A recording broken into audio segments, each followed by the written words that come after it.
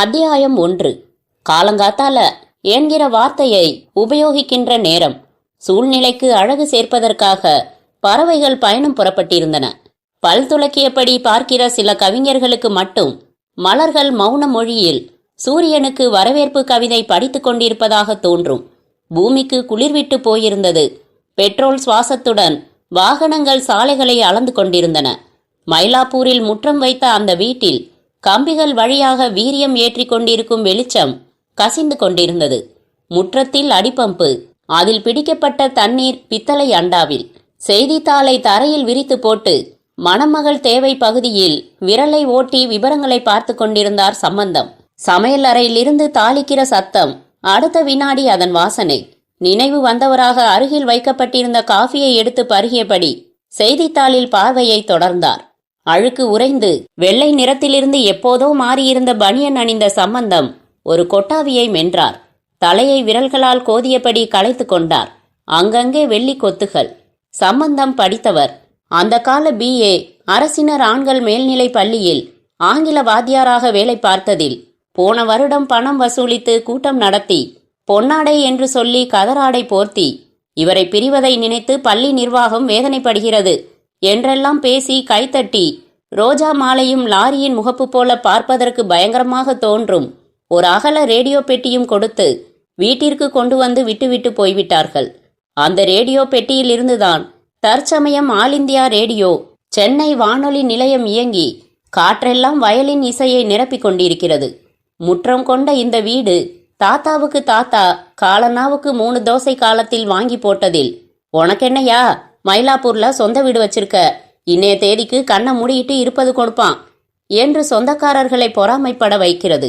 வழி வழியாய் வந்த குடியிருக்கும் வீட்டுக்கு விலை போட்டு பார்ப்பதே கூட ஒரு பாதகமான செயல் என்பது சம்பந்தத்தின் கருத்து. அவரின் நண்பர் ஒரு வெற்றிலை அரட்டை நேரத்தில், ஏயா சம்பந்தம், எதுக்கு இப்படி ஓட்ட சைக்கிளை வச்சுக்கிட்டு அல்லாடிக்கிட்டு இருக்க? நான் ஒரு யோசனை சொல்றேன், வீட்டை வித்துடு. 20 லட்சம் கிடைக்கும். 2000 வாடகையில் ஒரு நல்ல வீடு கிடைக்கும். 5 லட்சம் செலவு பண்ணி காரு, நகை, வீட்டுக்கு வேண்டிய எல்லா நவீன சாமான்களும் வாங்கி போடு. மீதி 15 லட்சத்தை வங்கியில போடு. மாசம் வட்டியே ஒரு பெரிய தொகை வந்து நிற்கும். உனக்கு புதுசா எதுல செலவு பண்றதுன்னு திணற வேண்டியதா இருக்கும். எப்படி யோசனை என்று சொன்னபோது சம்பந்தத்திற்கு ஏகமாய் கோபம் வந்து காட்டு கத்தலாய் கத்திவிட்டார். யோ, உங்க அப்பன் தாத்தன் எல்லாரும் வாடகை வீட்டிலே இருந்து வந்தவங்க. அதனால சொந்த வீட்டில் குடியிருக்கிறதுனா அதோட பெருமை என்ன, சுதந்திரம் என்னன்னு புரியாமையே வளர்ந்துட்டியா? உன் மனசுல இருக்கிற நினைவுகள் எல்லாம் வித்துடுன்னு சொன்னா விப்பியா? அப்படித்தாயா இந்த வீடும். எவ்வளவு பேர் வாழ்ந்திருக்காங்க, எவ்வளவு நல்லது கெட்டது நடந்திருக்கு. இந்த வீட்டில் 45 கல்யாணங்கள் நடந்திருக்கு தெரியுமா? இப்பதான் எல்லாரும் கல்யாண மண்டபத்துக்கும் ஓட்டலுக்கும் ஓடுறாங்க. அந்த காலத்துல ஏது கல்யாண மண்டபம்? எனக்கு நினைவு தெரிஞ்சே பல கல்யாணங்களை பார்த்திருக்கேன். முத்தத்துல தான் மணவரை போட்டு பொண்ணு மாப்பிள்ளைய உட்கார வைப்பாங்க. சுத்தி 4 பக்கமும் ஜமுக்காலம் விரிச்சு வந்தவங்க உட்காந்துக்குவாங்க. பின்பக்க தோட்டத்துல அடுப்பு போட்டு சமையல் நடக்கும். மொட்டை மாடியில பந்தல் போட்டு பந்தி நடக்கும். கையலம்ப நான் தண்ணி மொண்டு கொடுத்துருக்கேன். வீட்டை விற்கிறதாம், காரு வாங்குறதாம். காரு ரிப்பேர் ஆகும்யா. வீட்டை விற்கிறதாம், காரு வாங்குறதாம். காரு ரிப்பேர் ஆகும்யா. இந்த வீட்டில் இத்தனை ஆண்டுல ஒரு ரிப்பேர் செலவு உண்டா? ஒரு புயல் மழைக்காவது ஒழுகி இருக்கா? அத்தனையும் தேக்கு மரம். இன்னைக்கு இப்படி தேக்குல 4 தூண் செஞ்சு நிறுத்தணும்னா அதுக்கே லட்சக்கணக்கில் ஆகும். இப்போ வீட்டில் எந்த சாமான் இல்ல, யாரு சந்தோஷமா இல்ல? நல்லா சொன்ன பாரு யோசனை. அதற்கு பின் அந்த நண்பர் வெற்றிலை போடுவதென்றால் தன் வீட்டுக்குள்ளேயே உட்கார்ந்து போட்டுக்கொள்வதை வழக்கப்படுத்தி கொண்டார். வீட்டுக்குள்ளே நிலைவாசலில் இடித்து கொள்ளாமல் லேசாக குனிந்தபடி உள்ளே வர வேண்டும். உடனே தெரிவது முற்றம். இடதுபுறம் ஒரு அறைக்கான கதவு, வலதுபுறம் ஒரு அறைக்கான கதவு. முன்புறம் விட்டத்திலிருந்து தொங்கும் 2 நபர்கள் உட்கார முடிகிற தேக்கு மரத்தாலான ஊஞ்சல். அதில்தான் சம்பந்தம் சதா சர்வ காலமும் உட்கார்ந்து ரேடியோ கேட்பார், வெற்றிலை போடுவார், செய்தித்தாள் படிப்பார், கணக்கு எழுதுவார். மதிய உணவுக்கு பிறகு படுத்துக்கொள்வார். எதிர்ப்புறம் வருபவர்கள் அமர்வதற்காக வயரால் பின்னிய சோஃபா நாற்காலிகள். 2 பக்க சுவர்களிலும் 7 அடி உயரத்தில் நீளமாக மரச்சட்டம் அடித்து அதில் வரிசையாக சாய்வு கோணத்தில் கம்பி உதவியால் மாட்டப்பட்ட கண்ணாடி போட்ட அந்த கால கருப்பு வெள்ளை புகைப்படங்கள். சம்பந்தத்தின் தாத்தாவுக்கு பெரியம்மா பையன், பாட்டியின் 3 சகோதரிகளுடன் பாட்டி, தாத்தா மட்டும் தனியாக அங்கவஸ்திரத்துடன். தாத்தாவும் பாட்டியும் கொஞ்சம் கூட சிரிக்காமல், அப்பாவும் தாத்தாவும், அப்பா தன் பட்டமளிப்பு விழா உடையில் கையில் சுருட்டி பிடித்த பட்டத்துடன், அப்பா NCCயில் இருந்தபோது தன் நண்பர்களுடன் அப்பா தாஜ்மஹாலுக்கு முன்னால் சின்னதாக நின்று எடுத்தது.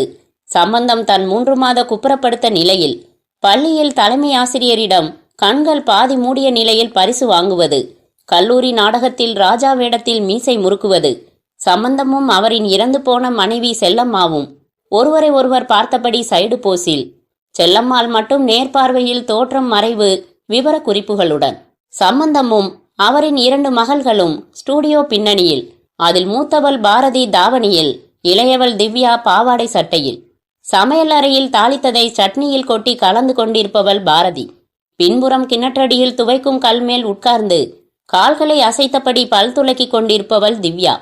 பள்ளி இறுதிக்கு பிறகு மேற்கொண்டு படிக்காத பாரதிக்கு பூவேலை தையல், கம்பளி நூலில் பொம்மை செய்வது, படம் வரைவது, மணிமணியாய் கோர்த்து திரைச்சீலை செய்வது என்று வீட்டுக்குள் உட்கார்ந்து செய்யக்கூடிய கொஞ்சம் ரசனையும் கலைத்திறமையும் தேவைப்படுகிற எல்லா காரியங்களும் செய்ய வரும்.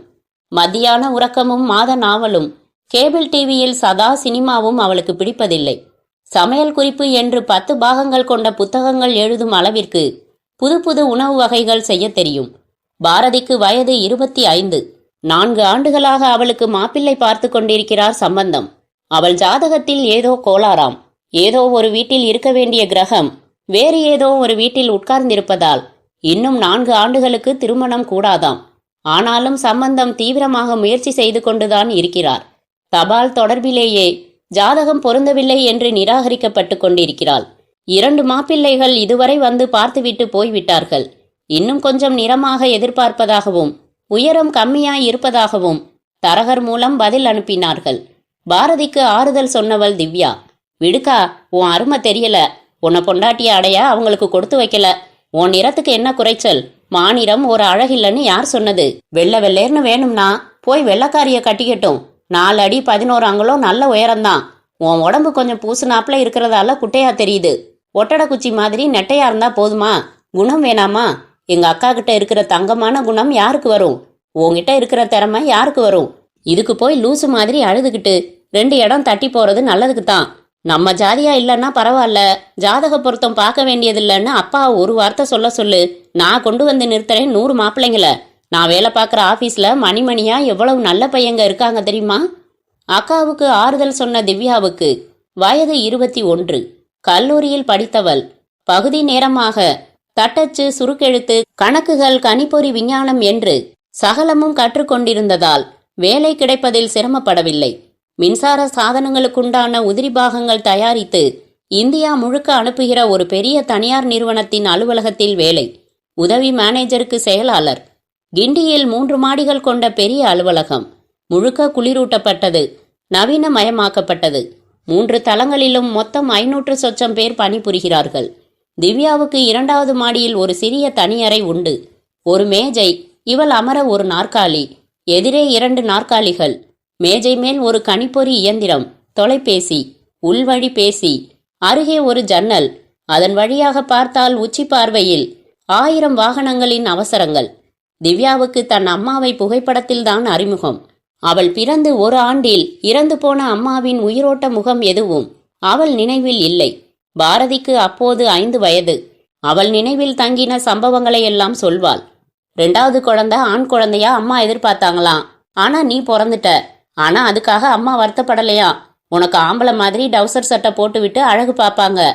அம்மாவை பற்றி பாரதி எப்போது பேசினாலும் தொண்டை அடைக்க, கண்கள் துளிர்க்க கேட்டுக்கொண்டிருப்பாள் திவ்யா.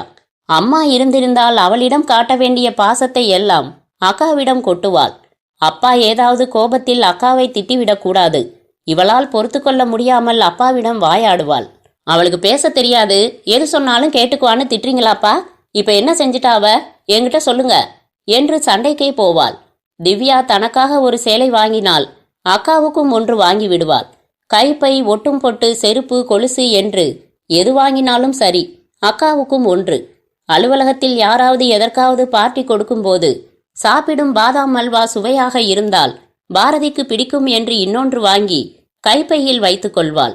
பாரதிக்கு முதன்முறையாக கல்யாண பேச்சை எடுத்தபோது பாரதி திவ்யாவின் கைகளை பற்றி கொண்டு கண் கலங்க, திவ்யா, கல்யாணம்னாலே எந்த பொண்ணுக்கும் திக்குன்னு இருக்கும். வரப்போற கணவன் எப்படிப்பட்டவரா இருப்பாரோ, புகுந்த வீட்டுல மத்தவங்க எப்படி நடந்துக்குவாங்களோன்னு 1008 கவலையான கேள்வி மனசுக்கு வரும். ஆனா எனக்கு அதெல்லாம் பெருசா தெரியலடி. உன்னை எப்படி பிரிஞ்சு போக போறேன்னு புரியல.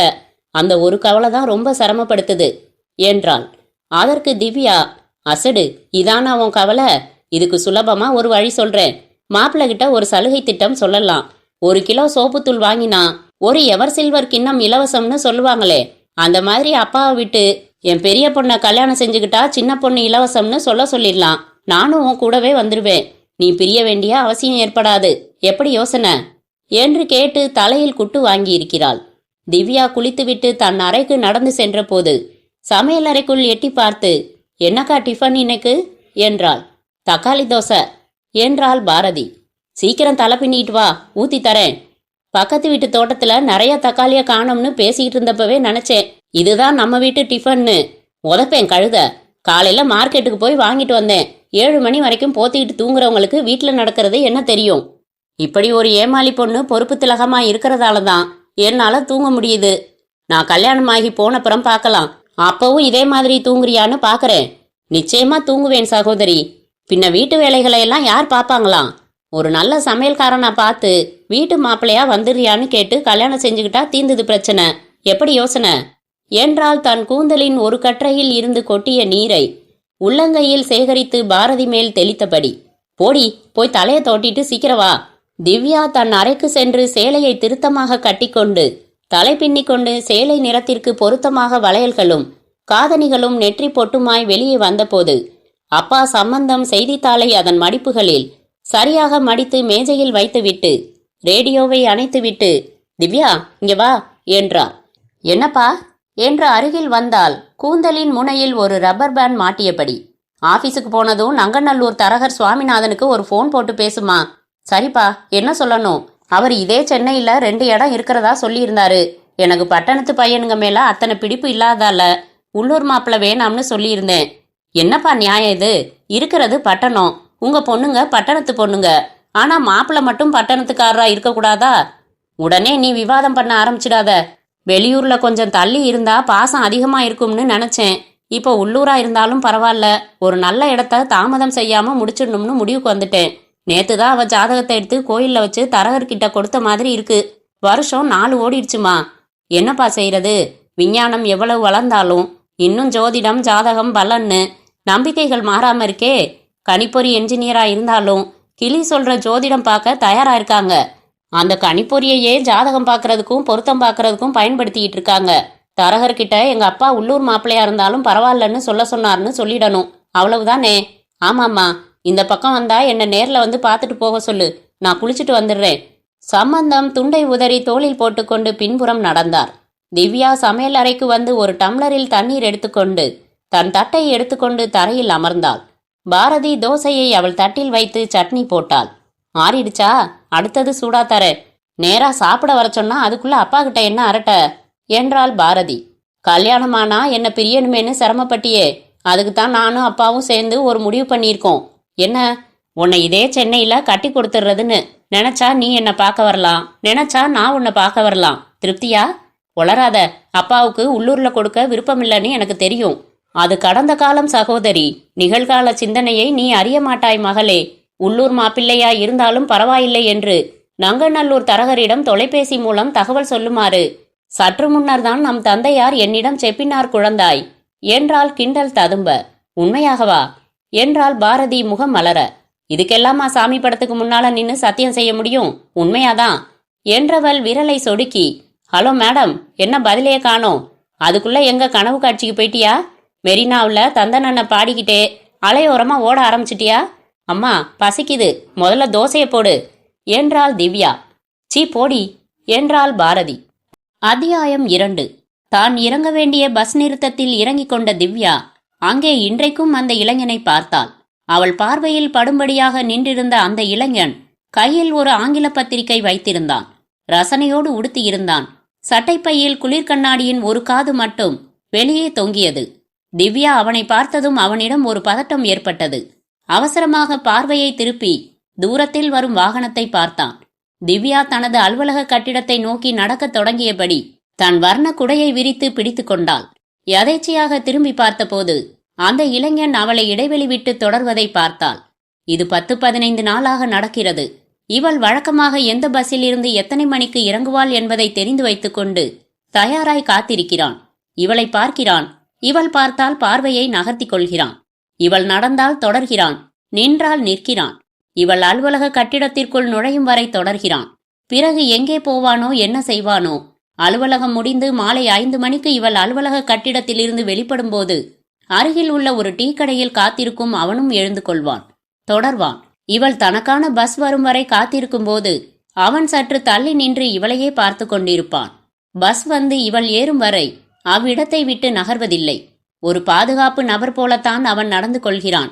ஒரு தடவை கூட அருகில் வந்து நின்றதில்லை, பேசியதில்லை, நேரம் கேட்டதில்லை, கிண்டலாக சிரித்ததில்லை. திவ்யாவிற்கு அவனை பார்க்கும் போதெல்லாம் கோபத்திற்கு பதிலாக ஒருவித பரிதாபம்தான் ஏற்படும். என்ன குழந்தைத்தனமான நடவடிக்கை இது! நிச்சயம் இவன் என் பொருட்டுதான் இப்படியெல்லாம் நடந்து கொள்கிறான். ஏன்? இவன் நோக்கம் என்ன? நானாக இவனிடம் சென்று பேச வேண்டுமா? என்னவென்று? நான் உன்னை காதலிக்கிறேன் என்றா? என்ன அசட்டுத்தனம் இது! என்மேல் இவனுக்கு என்ன ஈர்ப்பு? காதலா? பேசாமல், என்னை பற்றி எதுவும் அறியாமல் காதலா? வெறும் இனக்கவர்ச்சி என்றால் அதற்கான வயதை தாண்டிய இளைஞனாக இருக்கிறானே. பள்ளிப்பையனோ கல்லூரி இளைஞனோ இல்லை. நிச்சயம் 25 வயது இருக்கும் அவனுக்கு. விடலை பருவம் இல்லை. பின்னே என்னதான் அவன் நோக்கம்? ஒரு பக்க சிறுகதையின் முடிவைப் போல ஒரு 100 ரூபாய் கடன் கிடைக்குமா என்று கேட்டுவிடப் போகிறானா? இன்றைக்கு நேராக அவனிடம் சென்று, என்ன சார் வேணும் உங்களுக்கு? எதுக்காக 15 நாளா என்ன தொடர்ந்து வந்துகிட்டு இருக்கீங்க என்று கேட்டுவிடலாமா? யோசித்தாள் திவ்யா. சாலையை குறுக்கில் கடப்பதற்கான பகுதியில் வாகனங்கள் ஓய்வதற்காக காத்திருந்த போது திரும்பி பார்த்தாள். அந்த இளைஞன் அவசரமாக குனிந்து தனது பூட்ஸின் கயிறை சரியாக கட்டுபவனைப் போல பாவனை செய்தான். கம்பத்தில் வர்ணம் சிகப்புக்கு மாற எதிரெதிர் திசைகளில் வாகனங்கள் நின்றன. பச்சை மனிதன் நடக்கலாம் என்று ஒளிர்ந்து காட்ட திவ்யா அவனை விசாரிக்கும் தீர்மானத்தை ஒத்தி வைத்து சாலையை குறுக்கில் கடந்தாள். அவனும் அவசரமாக கடந்து வருவது ஓரக்கண்களில் தெரிந்தது. தன் அலுவலக கட்டிடத்திற்கு நடந்தாள் திவ்யா. அவன் இப்போது மிக அருகில் வந்திருந்தான். நடப்பதை நிறுத்தி சட்டென்று திரும்பி அவனை பார்த்தாள். அவனும் நின்று விட்டான். திடீரென்று அவள் தன்னை பார்த்ததில் தடுமாறி போனான். கைகளை பேண்ட் பைகளுக்குள் நுழைத்து கொண்டான். உங்களுக்கு என்ன சார் வேணும்? 10 நாளா நீங்க என் பின்னாடியே வர்றத நான் கவனிச்சுக்கிட்டு தான் இருக்கேன். சொல்லுங்க, என்ன உங்க நோக்கம்? திவ்யா நிதானமாக கேட்டாள். அவன் கைக்குட்டை எடுத்து முகத்தில் ஒற்றிக்கொண்டு பதட்டம் குறையாமல் துண்டு துண்டாக பேசினான். மேடம், நீங்க நான் சொல்லுங்க. தன் சட்டை பையிலிருந்து ஒரு மடிக்கப்பட்ட காகிதத்தை எடுத்து நீட்டினான். மேடம், எனக்கு பேச வரல. தயவு செய்து பொறுமையா இதை படிச்சு பாருங்க. தயவு செஞ்சு தனிமையில நிதானமா படிங்க. இந்தாங்க. என்ன இது? காதல் கடிதமா? எனக்கு பேசவே திணறலா இருக்கு. தயவு செஞ்சு இதை கிழிச்சு போட்டுடாம படிச்சு பாருங்க என்று அவள் கைகளில் அந்த கடிதத்தை திணித்துவிட்டு அவசரமாக எதிர் திசையில் விலகி நடந்தான். அதை என்ன செய்வதென்று ஒரு வினாடி தயங்கி பிறகு கைப்பையில் வைத்துக்கொண்டு நடையை தொடர்ந்தாள். தனது அலுவலக தனியறைக்கு வந்து ஜன்னல் திரையை விலக்கிவிட்டு நாற்காலியில் அமர்ந்தாள். மேஜை மேல் இருந்த நாட்காட்டியில் தேதி மாற்றினாள். அன்றைக்கு அவள் செய்ய வேண்டிய காரியங்கள் என்று முதல் நாளே பட்டியலிட்டு வைத்திருந்ததை புரட்டி பார்த்து கொண்டு அதில் முக்கியமாக செய்ய வேண்டிய தொலைபேசி அழைப்புகளை முதலில் எடுத்துக்கொண்டாள். தொலைபேசி இணைப்பாளரிடம் 4 எண்களை கொடுத்து தொடர்பு வாங்கித்தர சொல்லும்போது நினைவு வந்து நங்கநல்லூர் தரகர் எண்ணும் கொடுத்தாள். உதவி மேலாளரிடமிருந்து அழைப்பு வந்தது. சென்றாள். 50 வயதில் இருந்த முற்றிலும் வழுக்கையாயிருந்த தலையை தடவி கொண்டபடி உதவி மேலாளர் சொன்ன வேலை குறிப்புகளை எழுதி கொண்டு மறுபடி தனது அறைக்கு வந்தாள். அவள் கேட்டிருந்த எண்கள் ஒவ்வொன்றாக தொடர்பு தரப்பட அலுவலகம் தொடர்பாக பேசினாள். 12 மணிக்கு தான் அவளுக்கு சற்று ஓய்வு கிடைத்தது. 3வது மாடியில் இருந்த கேண்டீனுக்கு வந்து ஒரு காஃபி குடித்துவிட்டு அங்கேயே ஓரமாக ஒரு நாற்காலியில் அமர்ந்த திவ்யா காலையில் அந்த இளைஞன் தன் கையில் திணித்துவிட்டு போன அந்த கடிதத்தை எடுத்து பிரித்தாள். படிக்கத் தொடங்கினாள். அன்புள்ள செல்வி திவ்யா அவர்களுக்கு வணக்கம். அறிமுகமில்லை என்றாலும் விசாரிப்பதில் தவறில்லை. நலமா? இதற்கு மேல் அறிமுகமில்லாமல் தொடர்வது நாகரிகமில்லை. என் பெயர் பரதன். வயது 26. படிப்பு கட்டிடக்கலையில் என்ஜினியர். வேலை இருக்கிறது. ஒரு தனியார் கட்டிடக்கலை நிறுவனத்தில் பணி. சம்பளம் 8000. இன்னும் அதிகரிக்க வாய்ப்புள்ளது. எதிர்கால திட்டம், தனியாக நானே நிறுவனம் தொடங்க வேண்டும் என்பது என் லட்சியம். அதற்கான திறமையும் நம்பிக்கையும் என்னிடம் உள்ளது. அடிப்படையான பல விஷயங்களில் இப்போதே அஸ்திவாரம் போட்டுக் கொண்டிருக்கிறேன். என் குடும்பம் பற்றி. அப்பா இல்லை, அம்மா மட்டும். அம்மா ஹிந்தி பண்டிட், ஒரு பள்ளியில் ஹிந்தி ஆசிரியையாக பணிபுரிகிறார். என்னோடு பிறந்தவர் ஒரே ஒரு சகோதரி, எனக்கு மூத்தவள். பம்பாயில் ஒரு தொழிலதிபரை காதலித்து மணந்தாள். தற்போது வீட்டில் நானும் அம்மாவும் மட்டுமே. வீடு நீங்கள் வசிக்கும் அதே மயிலாப்பூரில், உங்கள் தெருவுக்கு அடுத்த தெருவில். உங்களை நான் முதலில் சந்தித்தது 3 மாதங்களுக்கு முன்பு என் நண்பன் வீட்டில். என் நண்பனின் வீட்டில் ஒரு மாலையில் அவனுடன் மாடியறையில் கேரம் விளையாடிக் கொண்டிருந்தேன். நண்பனின் வீட்டில் கொலு வைத்திருந்தார்கள். அவன் தங்கை விஜயா உங்கள் தோழி. அவள் அழைத்திருந்ததால் நீங்கள் வந்திருந்தீர்கள், பாடினீர்கள். உங்கள் குரல் கேட்டு மாடியிலிருந்து நான் பார்த்தேன். உங்கள் அழகு, அடக்கம், சிரிப்பு எல்லாமே என்னை உடனே கவர்ந்தது. நண்பனிடம் யாரென்று கேட்டபோது உங்களை பற்றி, உங்கள் குடும்பம் பற்றி, நீங்கள் வேலைக்கு போகிற பெண் என்பதை பற்றி எல்லாம் சொன்னான். பொதுவாகவே எனக்கு சுதந்திரமான, தன்னம்பிக்கையுள்ள, சுயமாக சம்பாதிக்கிற, தன்மானமுள்ள பெண்களை பிடிக்கும். 15 தினங்களுக்கு முன்பு வேறு ஒரு வேலையாக கிண்டி வந்த நான் பஸ் நிறுத்தத்தில் காத்திருந்த போது வந்து நின்ற பஸ்ஸில் இருந்து இறங்கி நீங்கள் நடந்தீர்கள். என்னை அறியாமல் என் கால்கள் காரணமே இல்லாமல் உங்களை தொடர்ந்தன. உங்களோடு ஒரு தோழியும் இருந்தாள். அப்போது ஒரு பிச்சைக்காரன் வந்து பிச்சை கேட்டபடி தொடர, உங்கள் தோழி தன்னுடைய கைப்பையை துழாவி பார்த்துவிட்டு, சில்லறை இல்ல திவ்யா, உங்ககிட்ட இருந்தா கூட என்றாள். அதற்கு நீங்கள், என்கிட்ட சில்லறை இருக்கு, ஆனா போட மாட்டேன் என்று சொல்லிவிட்டு அவனை விரட்டிவிட்டு தொடர்ந்து நடந்தீர்கள். ஒரு 25 பைசா போடுறதால என்ன குறைஞ்சு போயிடுவ என்றாள் உங்கள் தோழி. அந்த வினாடியில் என் மனதிலும் அதே கேள்வி இருந்தது. நான் எதுவும் குறைஞ்சிட மாட்டேன். சோம்பேறித்தனத்தை வளர்க்கறதுல என்னையும் ஈடுபடுத்திக்க விரும்பல. அவனை பாத்தியா, 20 வயசு தான் இருக்கும். இது பிச்சை எடுக்கிற வயசு இல்ல, உழைக்கிற வயசு. அவனுக்கு கை கால் எல்லாம் இருக்கு, தாராளமா உழைக்கலாம். டீ கடையில மேஜை துடைக்கலாம், பேப்பர் போடலாம், பைக்கு துடைக்கலாம், மரம் வெட்டலாம், மூட்டை தூக்கலாம், எவ்வளவோ செய்யலாம். படிச்சவனுக்கு வேலை கிடைக்கிறது தான் இந்த நாட்டுல சிரமம். உழைக்கிற மனசு இருக்கிறவனுக்கு 1008 வேலைகள் காத்திருக்கு. கடைக்கு சிப்பந்திகள் தேவை, சைக்கிள் ஓட்ட தெரிந்த ஆபீஸ் பையன்கள் தேவைன்னு எத்தனை போர்டு நான் தினமும் பார்க்கறேன் தெரியுமா? சிவகாசியிலையும் திருப்பூர்லையும் இன்னைக்கு வேலைக்கு ஆள் தேவைன்னு எப்பவும் எல்லா கம்பெனிகள்லையும் போர்டு மாட்டியிருக்கு. போய் உழைக்கலாமே. 10 பேர்கிட்ட கையேந்திரது ஈனத்தனம்னு உரைக்கல. ஏன் உரைக்கல? இந்த மாதிரி ஆளுங்க கை நீட்டுறப்போ நம்மளை விட்டு நகர்ந்து தொந்தரவு செய்யாம விலகினா போதும்னு எல்லாரும் காசை எடுத்து கொடுத்துடுறதுதான் காரணம். மறைமுகமா சோம்பேறித்தனத்தை வளர்த்து விடுறதுதான் இந்த தர்மம். இந்த வகை தர்மத்துல எனக்கு நம்பிக்கை இல்ல என்று எவ்வளவு தீர்க்கமாக பதில் சொன்னீர்கள். எனக்கு கைத்தட்ட வேண்டும் போல் இருந்தது அப்போது. நீ ஒருத்தி பிச்சை போடாததால அவனை திருத்திட முடியுமா? உங்கள் தோழி மீண்டும் உங்களை மடக்கினாள். அவனை திருத்துறது என் நோக்கம் இல்ல. அவனுக்கு எடுக்கிற காரியத்துல என்னையும் ஈடுபடுத்திக்காம இருக்கிறதா நோக்கம். வீட்டு வாசல்ல எல்லாரும் குப்பை போடுறது எனக்கு பிடிக்கல. நான் குப்பை போட மாட்டேன்னு சொல்றேன். எல்லா குப்பையும் என்ன பொறுக்க சொன்னா எப்படி? அதுக்குத்தானே வச்சிருக்கோம் அரசாங்கத்தை. நாம காசு கொடுத்து வச்சிருக்கிற வேலைக்காரன் தான் இந்த அரசாங்கம். அது புரியாம வேலைக்காரனை கையெடுத்து கும்பிட்டுட்டு இருக்கோம் என்று நீங்கள் சொன்ன பதில் ஆணியடித்தது போல என் மனதில் உட்கார்ந்தது. இப்படித்தான் ஒரு தைரியமான, திட்டவட்டமாக தனக்கென்று சில சிந்தனைகள் கொண்ட ஒரு பெண்ணைத்தான் நான் தேடிக்கொண்டு இருந்தேன். எதற்காக சொல்லிவிடுகிறேன். திவ்யா, உங்களை எனக்கு பிடித்திருக்கிறது. உங்கள் அழகும் குணமும் எனக்கு மிகவும் பிடித்திருக்கிறது. நீங்கள் என் வாழ்க்கை துணைவியாக அமைந்தால் நான் பெரிதும் மகிழ்வேன். உங்களை பார்த்த நாள் முதல் இரவெல்லாம் உறக்கம் வராமல் தவித்துக் கொண்டிருப்பதாக ஒரு விடலை பையனின் உளறலாக எதுவும் சொல்ல விரும்பவில்லை. நாம் இல்லறத்தில் இணைந்தால் எப்படி இருக்கும் என்கிற சிந்தனையும் கற்பனையும் உள்ளே ஓடிக்கொண்டே இருப்பது உண்மை. உங்கள் வீட்டில் உங்கள் சகோதரிக்கு திருமணம் முடிக்க ஏற்பாடுகள் நடப்பது அறிவேன். நல்லபடியாக நடக்கட்டும். எனக்கு அவசரம் இல்லை. காத்திருக்க சம்மதம். சத்தியமாக இது காதல் கடிதம் அல்ல, ஒரு விண்ணப்ப கடிதமே. ஒரு பக்க எண்ணங்களின் பரிமாறல். தாங்கள் உடனே ஒரு முடிவுக்கு வர வேண்டும் என்பதில்லை. நாம் சில தடவைகள் சந்திப்போம், பேசுவோம். என்னை உங்களுக்கு பிடித்திருக்கிறதா என்று பழகி பார்த்து தீர்மானிக்கலாம். நல்ல நண்பர்களாக பழகுவோம், மனம் விட்டு பேசுவோம். நிறைய அவகாசம் எடுத்துக்கொண்டு பிறகு நீங்கள் முடிவெடுக்கலாம். என் விண்ணப்பத்தில் கட்டாயம் ஏதும் இல்லை. ஏற்கவோ விலக்கவோ தங்களுக்கு முழு உரிமையும் இருக்கிறது.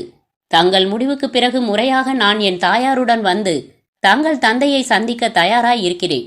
இந்த கடிதம் எழுதி பல நாட்கள் ஆயிற்று. தங்களிடம் கொடுப்பதற்கு ஒரு சரியான சந்தர்ப்பம் அமைய பல தினங்கள் உங்களை தொடர்ந்தேன். ஏதோ ஒரு தயக்கம். ஒரு வழியாக நான் தயக்கத்தை வென்றதால் இப்போது இதை நீங்கள் படித்து கொண்டிருக்கிறீர்கள். தாங்கள் தொடர்பு கொள்ள என் அலுவலக முகவரியையும் தொலைபேசி எண்ணையும் கீழே தந்துள்ளேன். நல்வாழ்த்துக்களுடன், நல்ல பதிலுக்கான எதிர்பார்ப்புடன், பரதன். கடிதத்தை முழுவதுமாக படித்து முடித்த திவ்யா ஒரு பெருமூச்சை வெளியேற்றினாள். மடித்தாள். தன் கைப்பையில் வைத்து கொண்டாள். சிந்தனையோடு நடந்து தனது அறைக்கு வந்து நாற்காலியில் அமர்ந்தாள். தொலைபேசி அழைத்தது. அத்தியாயம் 3. தொலைபேசியை எடுத்து திவ்யா என்றாள். 10 நிமிடமா பண்ணிக்கிட்டு இருக்கேன். எங்க போன திவ்யா என்ற குருமூர்த்தியின் குரலை கேட்டதும் முகம் மலர்ந்தாள். கேண்டீன் போயிருந்தேன் குரு. ஆமா, இது என்ன இன்ப அதிர்ச்சியா? நாளைக்கு தானே ஆந்திரால இருந்து வர்றதா சொன்னீங்க. சொன்னேன், வேலை முடிஞ்சதால முன்னதா புறப்பட்டு வந்துட்டேன். ஆமா, புறப்படுற அவசரத்துல சரியாவே சொல்லல. என்ன வேலை ஆந்திராவில்? உங்க பத்திரிகைக்கு அங்க ஒரு கிளை திறந்து தெலுங்குலையும் கொண்டு வர போறாங்களா?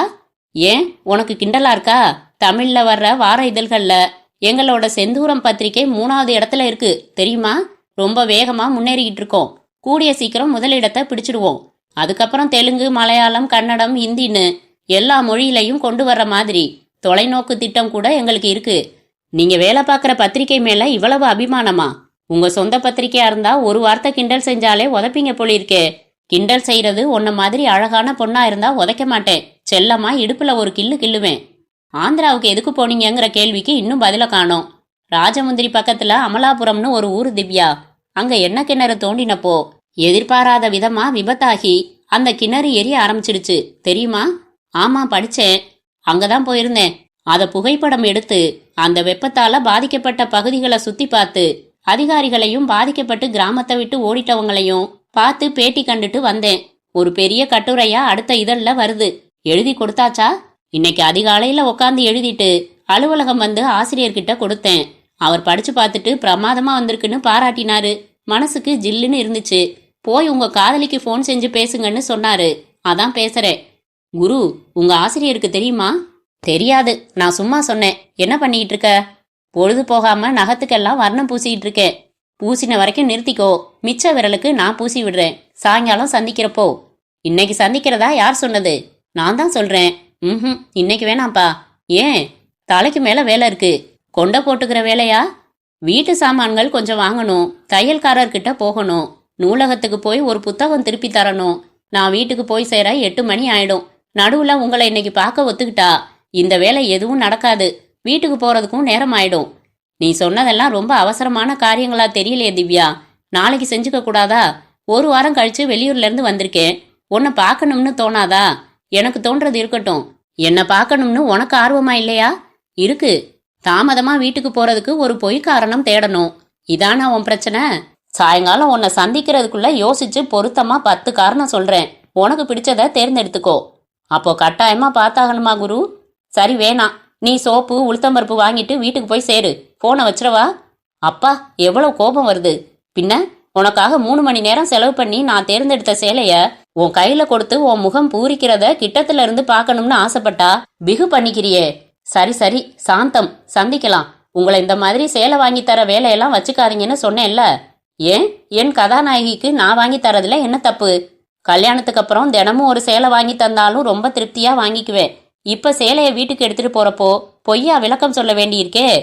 போன தடவை பெங்களூர்ல இருந்து ஒரு சேலை வாங்கிட்டு வந்து கொடுத்தப்போ வீட்டுல என்ன சொல்லி சமாளிச்ச? அலுவலகத்துல வேலை பார்க்குற ஒரு பொண்ணோட அண்ணன் இந்த மாதிரி புடவைகளை வெளிநாட்டுக்கு ஏற்றுமதி செய்யறதால இவ குறைஞ்ச விலைக்கு அலுவலகத்துக்கு கொண்டு வந்து வித்தா. அதுல பிடிச்சதுன்னு வாங்கினேன்னு சொன்னேன். பொருத்தமா தானே இருக்கு. அப்பாவோ அக்காவோ உன் வார்த்தையை சந்தேகப்பட்டாங்களா? இல்ல. அப்புறம் என்ன? அதே பொய்ய தொடர வேண்டியதுதானே. அதே பொண்ணு இன்னொரு தடவை அலுவலகத்துக்கு சேலைகளை கொண்டாந்து விற்க மாட்டாளா? ஐயோ, பிரச்சனை அது இல்ல குரு. போன தடவை நீங்க வாங்கி கொடுத்த சேலை ரொம்ப பிடிச்சிருக்குன்னு சொல்லி என் அக்கா எடுத்துக்கிட்டா. என் காதலர் எனக்கு பரிசா கொடுத்ததுன்னு எப்படி சொல்ல முடியும்? அதனால நானும் பேசாம இருந்துட்டேன். போச்சுடா, இதையே நீ முன்னாடியே சொல்லல. சொல்லியிருந்தா ஒரே மாதிரி 2 சேலையா வாங்கிட்டு வந்திருப்பேனே. இனிமே அந்த மாதிரி செய்யுங்க குரு. சேலை சமாச்சாரத்துல மட்டும்தான் அந்த மாதிரி செய்ய முடியும் திவ்யா. அந்தரங்கமான சில பரிசு பொருள்கள் இருக்கு. அதெல்லாம் உனக்கு மட்டும்தான் வாங்கி தர்றது நியாயம். உதாரணமா, போதும், நீங்க என்ன சொல்வீங்கன்னு தெரியும். அப்ப சாயங்காலம் எத்தனை மணிக்கு வரட்டும்? 5 மணிக்கு எனக்கு வேலை முடிஞ்சிடும். அலுவலக கட்டிட வாசல்ல உங்களுக்காக காத்திருக்கேன். எங்க போனாலும் சரி, 7 மணிக்கெல்லாம் என்னை விட்டுடணும். சாயங்காலம் நாம சந்திச்சதும் முதல் காரியமா என்னோட கை கடிகாரத்தையும் உன்னோட கை கடிகாரத்தையும் கழட்டி பைக்குள்ள போட்டுக்குவேன். முடிஞ்சா 7 மணி ஆனதை நீயே யூகம் பண்ணிட்டு புறப்பட்டு போ, பார்க்கலாம். அப்புறம் போனை வச்சதும் என்ன செய்ய போற? எனக்கு வந்த ஒரு காதல் கடிதத்துக்கு பதில் எழுத போறேன். ஏய், என்ன இது? உண்மைதான், விபரமா நேர்ல சொல்றேன். என்று சிரித்துவிட்டு வைத்தாள். அத்தியாயம் 4. மாலை 5 மணிக்கு அலுவலக கட்டிட வாசலுக்கு வந்து திவ்யா நின்றபோது தூரத்தில் அவள் வழக்கமாக பஸ் ஏறும் பஸ் நிறுத்தத்தில் பரதன் நின்று கொண்டிருப்பது தெரிந்தது. மாலை வணக்கம் மகாராணி என்று சொன்னபடி மோட்டார் பைக்கில் வந்து அவள் அருகில் நிறுத்தி கால்களை ஊன்றினான் குரு. போலாமா? எப்படி சரியா நேரத்துக்கு வந்தேன் பாத்தியா? காதல் பல நல்ல பழக்கங்களை கத்துக் கொடுக்கவும் செய்யுதில்ல என்றான். புன்னகைத்தபடி திவ்யா அவன் பின்னால் அமர்ந்து கொண்டு, குரு, பஸ் நிறுத்தத்துல வெள்ளை நிற சட்டையும் நீல நிற ஜீன்ஸ் பேண்ட்டும் போட்டுக்கிட்டு ஒருத்தர் நிக்கிறாரே, அவரை பாத்துக்கங்க, ஒரு விவரம் சொல்றேன் என்றாள். பைக்கை கிளப்பிய குரு, சொல்லு, மைனர் எதுவும் உங்ககிட்ட வம்பு செய்யறானா? 2 தட்டு தட்டி வைக்கவா என்றான். அதெல்லாம் இல்ல, விவரம் சொல்றேனே, சும்மா பார்த்து வைங்க. பரதனை கடந்த போது குரு அவனை பார்க்க பரதன் திரும்பி அவனையும் பின்னால் திவ்யாவையும் பார்த்துவிட்டு தலையை குனிந்து கொண்டான். என்ன விவரம் சொல்லு. கடற்கரைக்கு வந்து அலைகளுக்கு அருகில் மணலில் அமர்ந்ததும் பரதன் தனக்கு எழுதிய கடிதத்தை குருவிடம் கொடுத்து, படிச்சு பாருங்க என்றாள் திவ்யா. குரு அவசரமாக படித்தான். படித்து முடித்து உதடுகள் துடிக்க, என்ன தைரியம் இருந்தா இப்படி எழுதி கொடுப்பான் அவன். இருங்க குரு, ஏன் பதட்டப்படுறீங்க? அவர் என் கையை பிடிச்சு இழுத்தாரா இல்ல கட்டி பிடிச்சு முத்தம் கொடுத்தாரா? அவர் மனசுல தோன்றின விருப்பத்தை நாகரிகமா ஒரு கடிதத்துல விண்ணப்பமா வெளிப்படுத்தி இருக்காரு. பாவம், அவருக்கு எப்படி தெரியும் ஏற்கனவே என் மனசுல நீங்க இருக்கிறது? அது தெரிஞ்சும் அவர் தன்னை கல்யாணம் செய்து கொள்ள சொல்லி கேட்டாருன்னா அப்பதான் நீங்க ஆத்திரப்படணும். படிச்சவரு, கௌரவமான உத்தியோகத்துல இருக்கிறவரு, இந்த நாகரிகமான நேர்மையான விண்ணப்ப கடிதத்தை என்கிட்ட ஒப்படைக்கிறதுக்காக எத்தனை நாளா தவிச்சுக்கிட்டு இருந்திருக்காரு தெரியுமா? அவரை நினைச்சா பாவமா தான் இருக்கு. பாவமா இருந்தா போய் சரி கல்யாணம் பண்ணிக்கிறேன்னு சொல்லுவியா? எதுக்கு இவ்வளவு கோபம் குரு? இதே மாதிரி ஒரு கடிதம் எனக்கு எவ்வளவு எழுதி அதை நான் உங்ககிட்ட காட்டினா அப்பதான் புரியும் என்னோட மனநிலை என்னன்னு. அது நியாயமான நாகரிகமான விண்ணப்பமா இருக்கலாம். என்னால தாங்க முடியல திவ்யா. யாராச்சும் தெரியாம உன் மேல உரசிட்டா கூட எனக்கு எவ்வளவு கோபம் வரும் தெரியுமா? முதல்ல இதை கிழிச்சு எறி. அவன் எப்போ கொடுத்தான் இத? இன்னைக்கு காலையில. பதில் சொல்லிட்டியா இல்லையா? நிதானமா தனிமையில படிச்சு பாருங்கன்னு சொல்லி கையில கொடுத்துட்டு வேகமா போயிட்டாரு. இப்ப அவன் அங்க உனக்காகத்தான் நின்னுகிட்டு இருந்தானா? ஆமா. நிறுத்தி உன் யோசனைய மறந்துடு, நான் இவரைத்தான் கல்யாணம் செஞ்சுக்க போறேன்னு சொல்லிட்டு வந்திருக்கலாம்ல. அவரை மாதிரி என் பதிலையும் நாகரிகமா தெரிவிக்கணும்னு ஆசைப்பட்டேன் குரு. எவ்வளவோ எதிர்பார்ப்புகளோட இருக்கிற அவரோட மனச கண்ணாடிய கல்லால உடைக்கிற மாதிரி போட்டு உடைக்காம இதமா பக்குவமா ஏமாற்றத்தை ஏத்துக்க செய்யணும்னு நினைச்சேன். நாம 2 பேரும் ஒன்னா பைக்ல வந்ததை பார்த்ததுலயே அவர் ஓரளவு யூகம் செஞ்சிருக்கலாம். ஒரு பதில் கடிதமும் எழுதி வச்சிருக்கேன். இத நாளைக்கு அவருக்கு தபால்ல அனுப்பலாம்னு நினைச்சிருக்கேன். என் பதில் சரியா இருக்கான்னு பாருங்க குரு. திவ்யா கைப்பையில் இருந்து தான் எழுதி வைத்திருந்த பதில் கடிதத்தை எடுத்து கொடுத்தாள். அதை வாய்விட்டு படித்தான் குரு. அன்புள்ள திரு பரதன் அவர்களுக்கு வணக்கம். தங்களின் விண்ணப்ப கடிதம் மிகவும் விரிவாக, நேர்மையாக, நாகரிகமாக அமைந்திருந்தது. வாழ்வில் சில ஏமாற்றங்கள் தவிர்க்க முடியாதவை. கடையில் ஒரு குறிப்பிட்ட சட்டையை பார்த்து வைத்திருப்போம். மறுநாள் அதை வாங்க செல்லும்போது வேறு யாரோ அதை வாங்கி சென்றிருப்பார்கள். ஒரு திரைப்படத்தை பார்க்க வேண்டும் என்று திட்டமிட்டு புறப்படும் நாளில்தான் அது நேற்றே கடைசி என்பதை அறிவோம். இந்த ஏமாற்றங்களுக்காக நாம் துவண்டு போவதில்லை. பெரிய பாதிப்புகள் ஏதும் ஏற்படுவதில்லை.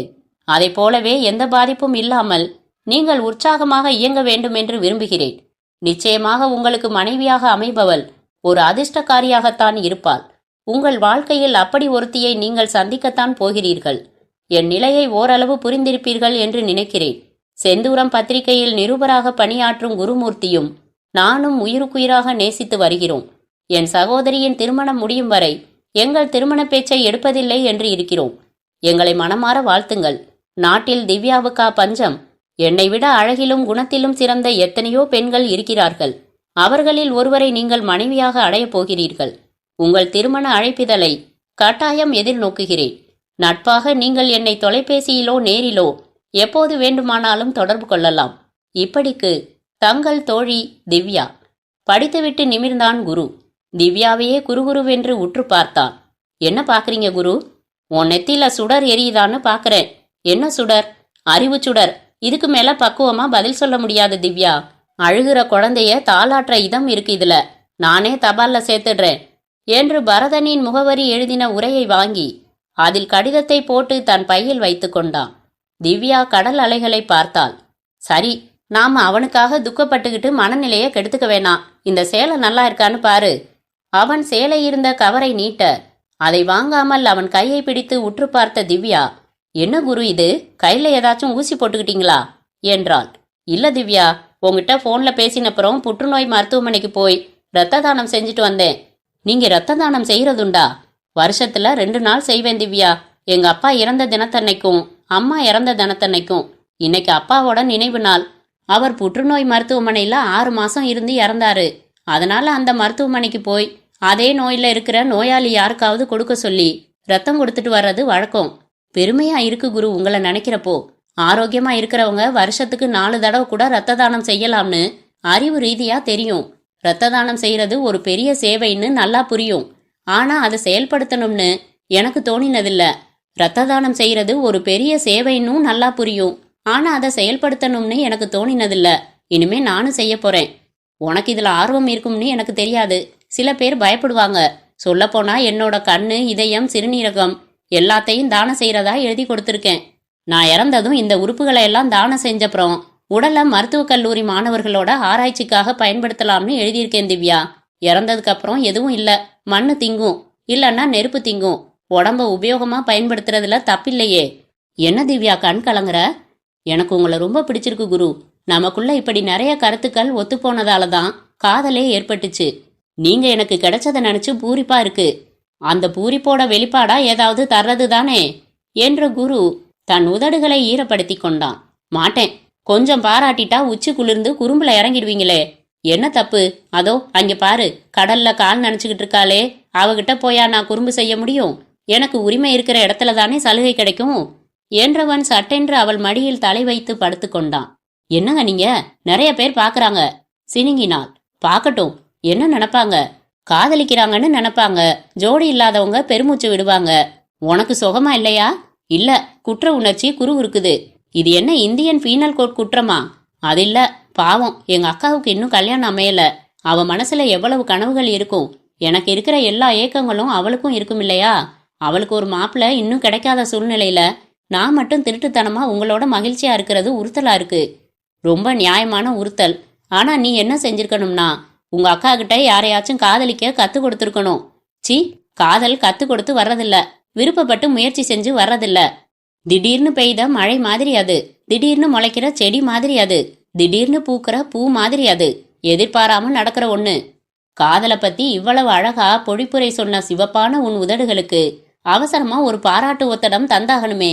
கொஞ்சம் குனி என்று அவள் முகத்தை தன்னை நோக்கி இழுக்க சினுங்கிய திவ்யா கடைசி மில்லிமீட்டர் இடைவெளியில் விலகி கொண்டு, காத்திருந்து வாங்கிக்கிறதுல தான் சுகம் இருக்கு கண்ணா என்றாள். அத்தியாயம் 5. ஊஞ்சலில் உட்கார்ந்து வெற்றிலை ஈரத்தை மடியில் துடைத்தபடி எதிரே நின்ற திவ்யாவை பார்த்தார் சம்பந்தம். சொல்லுங்கப்பா, ரொம்ப தான் பீடிகை போடுறீங்களே. மாப்பிள்ள யார் மாதிரி இருக்காரு? ஒரு சாயல் சொல்ல தெரியாதா என்றாள் திவ்யா. நான் யார ஒப்பிட்டு சொல்றதுன்னு தெரியலையம்மா. நல்ல சிவப்பு, சுருள் சுருளா தலைமுடி, லட்சணமா இருக்காரு. இது சொன்னா போதுமா? போட்டோ வாங்கிட்டு வந்திருக்கலாம்ல. நான் எனக்காகவா கேக்குறேன்? சமையல் கட்டுல வேலை பார்க்கற மாதிரி பாவனை செஞ்சுக்கிட்டே இங்க என்ன பேசிக்கிறாங்கன்னு ஒட்டு கேட்டுட்டு இருக்காளே ஒருத்தி, அவளுக்காகத்தானே கேக்குறேன். நான் ஒன்னும் ஒட்டு கேட்கல என்று சமையலறையில் இருந்து கோபமாக பாரதியின் குரல் வந்தது. இதத்தான் எங்க அப்பன் குதிரைக்குள்ள இல்லன்னு சொல்றது. அக்கா வாயன் இங்க. உனக்காக அப்பா பார்த்துட்டு வந்திருக்கிற மாப்பிள்ளைய பத்தி தானே பேசிக்கிட்டு இருக்கோம். இப்படி வந்து எங்களோட உட்காரு. எனக்கு வேலை இருக்குடி, நீ சும்மா இரு திவ்யா என்று மறுபடி குரல் மட்டும் வந்தது. சிரித்த திவ்யா, எதுக்கும் நீங்க சத்தமாவே பேசுங்கப்பா, அவ கேட்டுக்கிட்டு தான் இருக்கா. உண்மையா போட்டோ வாங்கிட்டு வரலையா நீங்க என்றாள். என்னம்மா அது? பொண்ணு போட்டோவை தான் மாப்பிள்ளை வீட்டுக்காரங்க கேட்பாங்க. நாளன்னைக்கு வெள்ளிக்கிழமை பொண்ணு பார்க்க நேர்ல வரப்போறாங்க. அதுக்குள்ள என் பொண்ணுங்களுக்கு காட்டணும்னு போட்டோ கேட்டா நல்லா இருக்குமா என்றார் சம்பந்தம். சரி, மாப்பிள்ளைக்கு என்ன பேரு? சந்திரசேகர். பாரதி சந்திரசேகர். பேர் பொருத்தம் நல்லா தான் இருக்கு. என்ன படிச்சிருக்காரு? எம்எஸ்சி. என்ன பாடத்துல? ரசாயனம். வீடு எங்க? பழவந்தாங்கல்ல ரயில்வே ஸ்டேஷனுக்கு ரொம்ப பக்கத்துல நேரு வீதின்னு இருக்கு. அங்க வீடு. தனி வீடு, சொந்த வீடு. மாடியிலையும் ஒரு அறை இருக்கு. கீழே 2 அறை இருக்கு. பெரிய சமையல் கட்டு. வீடு பூரா சலவைக்கல் போட்டிருக்காங்க. கிணறு இருக்கு. போர் போட்டிருக்காங்க. தோட்டத்துல வாழை மரம், முருங்கை மரம், வேப்ப மரம் எல்லாம் நிக்குது. பரவாயில்லையே, இதெல்லாம் பார்த்துட்டு வந்திருக்கீங்களே. என் சின்ன பொண்ணு வேலைக்கு ஆள் எடுக்க விசாரிக்கிற மாதிரி விசாரிப்பான்னு எனக்கு தெரியாதா? இது வாழ்க்கைக்கு ஆள் எடுக்கிற வேலைப்பா. அதை விட 100 மடங்கு எச்சரிக்கையா இருக்கணும். சரி, குடும்பத்துல யார் யார் இருக்காங்க? நம்ம வீடு மாதிரியே அங்கேயும் அம்மா இல்ல, அப்பா மட்டும்தான். அக்கா மாமியார் இல்லையா? கேட்டுதா? ஜாலி என்று உரக்க கத்தினாள் திவ்யா. என்னை ஏண்டி வம்புக்கு இழுக்கிற? நடுவுல தொணக்காம அப்பா சொல்றத கேளு என்றாள் பாரதி உள்ளே இருந்தபடி. சரிப்பா, நீங்க மேல சொல்லுங்க. மாப்பிள்ள வீட்டுல மூத்த பையன். இவருக்கு கீழே 2 தங்கச்சிங்க. 2 பேரும் கல்லூரியில படிக்கிறாங்க. 2 நாத்தனாரா? அக்கா, போனதுமே நல்லா சோப்பு போட்டு உன் கட்சிக்கு இழுத்துடு. முக்கியமானதை கேட்கலையே, மாப்பிள்ளைக்கு என்ன வேலை? எதை கேட்கணுமோ அதை கேட்காத, அரட்டை மட்டும் அடிக்க தெரியும் என்று பாரதி குரல் கொடுத்தாள். சீக்கிரம் சொல்லிடுங்கப்பா, அவளுக்கு கோபம் வந்துடும். ஒரு பெரிய மருந்து கம்பெனியில விற்பனை பிரிவுல ஏரியா மேனேஜர். மாசத்துல 20 நாள் வெளியூர் பயணத்துல இருக்க வேண்டியிருக்குமா. கம்பெனியில வேன் இருக்கான், அதுல போவாராம். சம்பளம் மற்ற சலுகைகள் எல்லாம் சேர்த்து 7000 வருதாம். வீட்டுல ஹீரோ ஹோண்டா பைக்கு நிக்குது என்றார் சம்பந்தம். ஜாதகம் பொருந்தி இருக்குன்னு சொல்லிட்டாங்களா? பாரதி ஜாதகத்துல சில குறைபாடுகள் இருக்கிறதா அவங்க ஜோதிடர் சொன்னாராம். ஆனா அதை பொருட்படுத்த வேண்டியதில்லைன்னு சொல்லிட்டாராம். ரொம்ப ஈடுபாடு இதுல இல்லாத குடும்பமா தெரியுது. முக்கியமான கட்டத்துக்கு வாங்க, என்ன எதிர்பார்க்கறாங்க? அடுத்த மாசம் மாப்பிள்ளைக்கு பம்பாயில இதே நிறுவனத்துல ஒரு சிறப்பு பயிற்சி 3 மாசத்துக்கு கொடுக்குறாங்களாம். அதுக்குள்ள கல்யாணம் வச்சுக்க வேண்டி இருக்கும்னு சொன்னாங்க. நான் அதை கேட்கலப்பா, நான் தெளிவா சொல்லிட்டேம்மா. எங்க வீடு 20 லட்சம் பெறும். எனக்கு அப்புறம் வீடு என் 2 பொண்ணுங்களுக்கு தான். தற்சமயம் என்னால எவ்வளவு முடியுதோ அவ்வளவு செய்வேன்னு சொன்னேன். அதை பத்தி எதுவும் பேச வேணாம். பொண்ணு எங்களுக்கு பிடிச்சிருந்தா போதும்னு சொல்லிட்டாங்கம்மா. பாரதிய பிடிக்காம போகுமா? வெள்ளிக்கிழமை தானே, அரை நாள் லீவ் போட்டுட்டு வந்து அக்காவை எப்படி அலங்கரிக்கிறேன் பாருங்கப்பா. நீங்க சொல்றதெல்லாம் வச்சு பார்த்தா இந்த இடம் நிச்சயமா அமைஞ்சிடும்னு தான் எனக்கு தோணுதுப்பா. எனக்கும் அப்படிதாம்மா படுது. திவ்யா சமையலறைக்கு ஓடி வந்து பாரதியின் மோவாயை நிமிர்த்தி, ஏய், உனக்கும் அப்படித்தான் தோணுதா என்றாள். சும்மா இருடி, அவங்க வந்து பார்த்து முடிவு சொன்னதுக்கு அப்புறம் உன் கிண்டல் எல்லாம் வச்சுக்கோ. ஆமா, பழவந்தாங்கல் இங்கிருந்து எவ்வளவு தூரம் என்றாள் பாரதி. ஏன், அவங்க வர்றதுக்கு முன்னாடி நீயே போய் பார்த்துட்டு வந்துட போறியா என்றவள் பாரதி அவளை அடிக்க பொருள் தேடியதும் அங்கிருந்து சிரித்தபடி ஓடினாள். அத்தியாயம் 6. அந்த சிற்றுண்டி விடுதியின் குளிரூட்டப்பட்ட அறையில் பாதி வெளிச்சம்தான் அனுமதிக்கப்பட்டிருந்தது. மேற்கத்திய சங்கீதம் கூரையில் இருந்து தூவப்பட்டு கொண்டிருந்தது. பாசந்தியை நளினமாக சாப்பிட்டு கொண்டிருந்தாள் திவ்யா. சாப்பிட்டு முடித்திருந்த குருமூர்த்தி உணவு வகைப்பட்டியல் கொண்ட அட்டையில் அடுத்து எதை கொண்டு வர சொல்லலாம் என்று பார்த்து கொண்டிருந்தான். தந்தூரி வகை சொல்லட்டுமா திவ்யா என்றான். உங்களுக்கு பிடிச்சதா சொல்லுங்க என்றாள். வந்து நின்ற நபரிடம் தேவையை சொல்லிவிட்டு தண்ணீர் குடித்த குருமூர்த்தி கொஞ்சம் இருட்டும் கொஞ்சம் வெளிச்சமும் படிந்து மிகவும் கவர்ச்சியாக இருந்த அவள் முகத்தை பார்த்தான். இன்னைக்கு காலையில என்னோட பழைய நண்பன் ஒருத்தனை பல ஆண்டுக்கு அப்புறம் சந்திச்சேன் திவ்யா. என்ன செய்யறாரு? கொச்சின் துறைமுகத்துல ஒரு பெரிய அதிகாரியா இருக்கானா. அவனோட மனைவியையும் அறிமுகப்படுத்தி வச்சான். அவங்க ஒரு துணிக்கடையில துணி தேர்வு செஞ்சுக்கிட்டு இருக்க. நாங்க 2 பேரும் தனியா 1 மணி நேரத்துக்கு மேல பேசிக்கிட்டு இருந்தோம். அவன் சொன்ன சில விஷயங்கள் என்னை ரொம்பவும் ஆச்சரியப்படுத்தியது. என்ன? கல்லூரியில படிச்சப்போ அவன் ஒரு பொறுக்கி மாதிரி தான் இருந்தான். யார்கிட்டையும் நல்ல பேரு கிடையாது. அடிதடி சண்டைக்கு தயாரா இருப்பான். யாரையும் மதிக்க மாட்டான். படிச்சதும் வேலை கிடைக்காம அலைஞ்சானாம். ராணுவத்துல சேர்ந்து 5 வருஷம் இருந்தானா. அங்க நிறைய கத்துக்கிட்டானா. ஊருக்கு வந்ததும் ஒரு ஊனமான பொண்ணத்தான் கல்யாணம் செஞ்சுக்கணும்னு தேடி பிடிச்சு கல்யாணம் செஞ்சுக்கிட்டானா. அவன் மனைவிக்கு அழகு குணம் எல்லாம் இருக்கு, ஆனா காது கேட்காதான். எப்படி அவனுக்கு இந்த மாதிரி ஒரு தியாக எண்ணம் ஏற்பட்டதுன்னு நினைச்சு ஆச்சரியமா இருக்கு. உண்மையிலேயே அவர் ஒரு பாராட்டப்பட வேண்டிய நபர் தான் குரு. நான் ரத்த தானம் செய்யறதையும் உடல் உறுப்புகளை தானமா எழுதி வச்சிருக்கிறதையும் பெருசா நினைச்சு பேசினியே, இதையெல்லாம் விட அவன் செஞ்சிருக்கிறது சிறப்பான செயல்னு உனக்கு சொல்றதுக்காகத்தான் இதை சொன்னேன். செத்ததுக்கு அப்புறம் செய்யற தர்மத்தை விட உயிரோட இருக்கிறப்ப செய்யற தியாகம் பெருசு இல்லையா?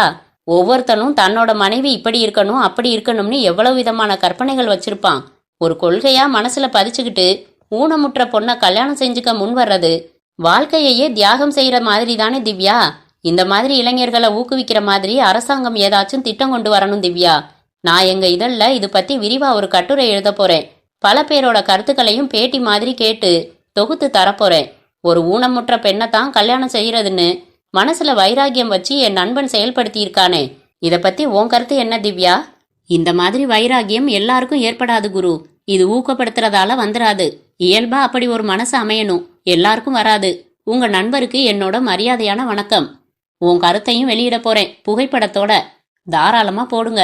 நல்லா உணர்ச்சி பூர்வமா எழுதுங்க குரு. உங்க கட்டுரையை படிச்சுட்டு யாராவது ஒரு இளைஞனாவது அப்படி ஒரு வைராகியம் ஏற்படுத்திக்கிட்டா அது மிகப்பெரிய தொண்டு. அப்புறம் நாளைக்கு வெள்ளிக்கிழமை சாயந்தரம் ஒரு புகைப்பட கண்காட்சிக்கு போறதா திட்டம் போட்டிருந்தோம் இல்லையா? நாளைக்கு வேணாம் திவ்யா, திடீர்னு எனக்கு வேற ஒரு வேலை வந்துருச்சு. நாளைக்கு என்னாலையும் வர முடியாதுன்னு சொல்லலாம்னு இருந்தேன். அதுக்குள்ள நீங்களே சொல்லிட்டீங்க. உனக்கும் வேலை இருக்கா? நாளைக்கு சாயங்காலம் எங்க அக்காவை பொண்ணு பார்க்க வராங்க. நாளைக்கு மத்தியானம் நான் அலுவலகத்துக்கு விடுப்பு சொல்லியாச்சு. குருமூர்த்தி சிரித்தான். எதுக்கு சிரிக்கிறீங்க? நாளைக்கு எனக்கும் இதே மாதிரி காரியம்தான். பொண்ணு பார்க்க போறோம். என்ன அப்படி பாக்குற? எனக்கு இல்ல, என் நண்பனுக்கு. அவன் என்னையும் துணைக்கு கூப்பிட்டுருக்கான். மாப்பிள்ளை தோழனா நானும் போயிட்டு வரணும். ரொம்ப நெருக்கமான நண்பன். அதனால மறுக்க முடியல. எனக்கு இந்த பத்திரிகை அலுவலகத்துல வேலை வாங்கி கொடுத்ததே அவன்தான். ஆனா சரியா ஊர்ல தங்க மாட்டான். பாதி நாள் வெளியூர்ல சுத்திக்கிட்டு இருப்பான். வேலை அப்படி. என்ன வேலை? ஒரு தனியார் மருந்து கம்பெனில விற்பனை பிரிவுல ஏரியா மேனேஜர். என்ன பேரு? சந்திரசேகர். வாய் விட்டு சிரிக்க தொடங்கினாள் திவ்யா. சந்திரசேகருங்கிற பேர்ல சிரிக்கிறதுக்கு என்ன இருக்கு திவ்யா? நான் அதுக்கு சிரிக்கல. ஆமா, நாளைக்கு எங்க போய் பொண்ணு பார்க்க போறீங்க? உங்க மயிலாப்பூர்ல தான் சொன்னான். யார் வீட்டு பொண்ணுன்னு விவரம் கேட்டுக்கல. குரு, நாளைக்கு நீங்க வரப்போறது எங்க வீட்டுக்கு தான். பொண்ணு பார்க்க போறது எங்க அக்காவை தான்.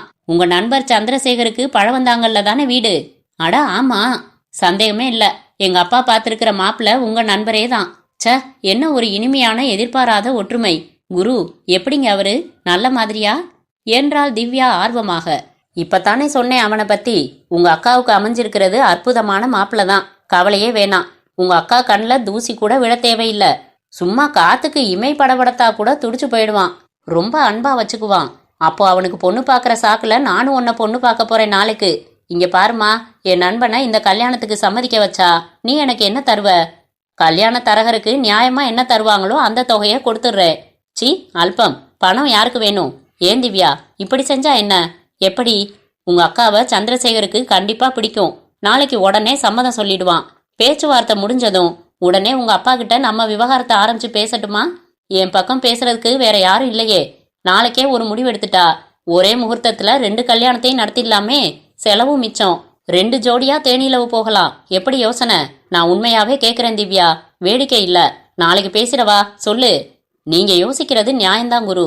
ஆனா ஒரே நேரத்துல 2 கல்யாணமும் நடக்கிறதுல எனக்கு விருப்பம் இல்ல. ஏன் திவ்யா? எங்க குடும்பத்துல என்னையும் எங்க அக்காயும் விட்டா எங்க அப்பாவுக்கு வேற யார் இருக்கா? ஒரே நேரத்துல 2 பேரும் அவரை விட்டு பிரிஞ்சு வந்தா அவரால் அந்த தனிமையை தாங்க முடியாது குரு. அக்காவை மட்டும் பிரிய போறதுக்கே எவ்வளவு புலம்பிக்கிட்டு இருக்காரு தெரியுமா? வேணாம் குரு, கொஞ்ச நாள் நான் அவர் கூட இருக்கேன். 1 வருஷமாவது போகட்டும். கோபமா? கல்யாணம் செஞ்சுக்கிட்டு உரிமையான தம்பதியா ஊர் சுத்துறதுல ஒரு வகை சுவாரஸ்யம் இருக்கு.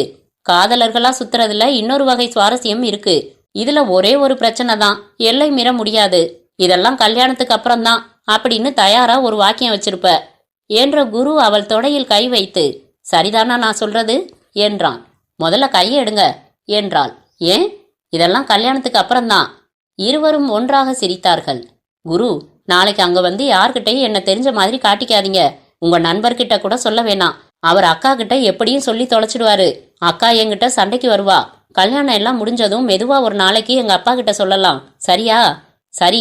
உங்க அக்கா கிட்ட எதையும் மறைக்க மாட்டேன்னு அடிக்கடி சொல்லுவியே, இதை மட்டும் ஏன் மறைச்ச? என்ன கேள்வி இது? அவளுக்கு 4 வருஷமா அப்பா மாப்பிள்ள பார்த்துட்டு இருக்காரு. 2 பேர் வந்து பார்த்துட்டு அமையல. விரக்தியான மனநிலையில இருக்கிறவகிட்ட நான் ஒருத்தரை நேசிக்கிறேன்னு சொல்றது நியாயமா?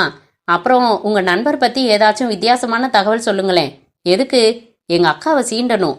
வித்தியாசமான தகவல்னா அவரோட ரசனைகள், விருப்பங்கள், இதுல ஏதாவது வித்தியாசமானதா இருந்தா சொல்லுங்களேன்.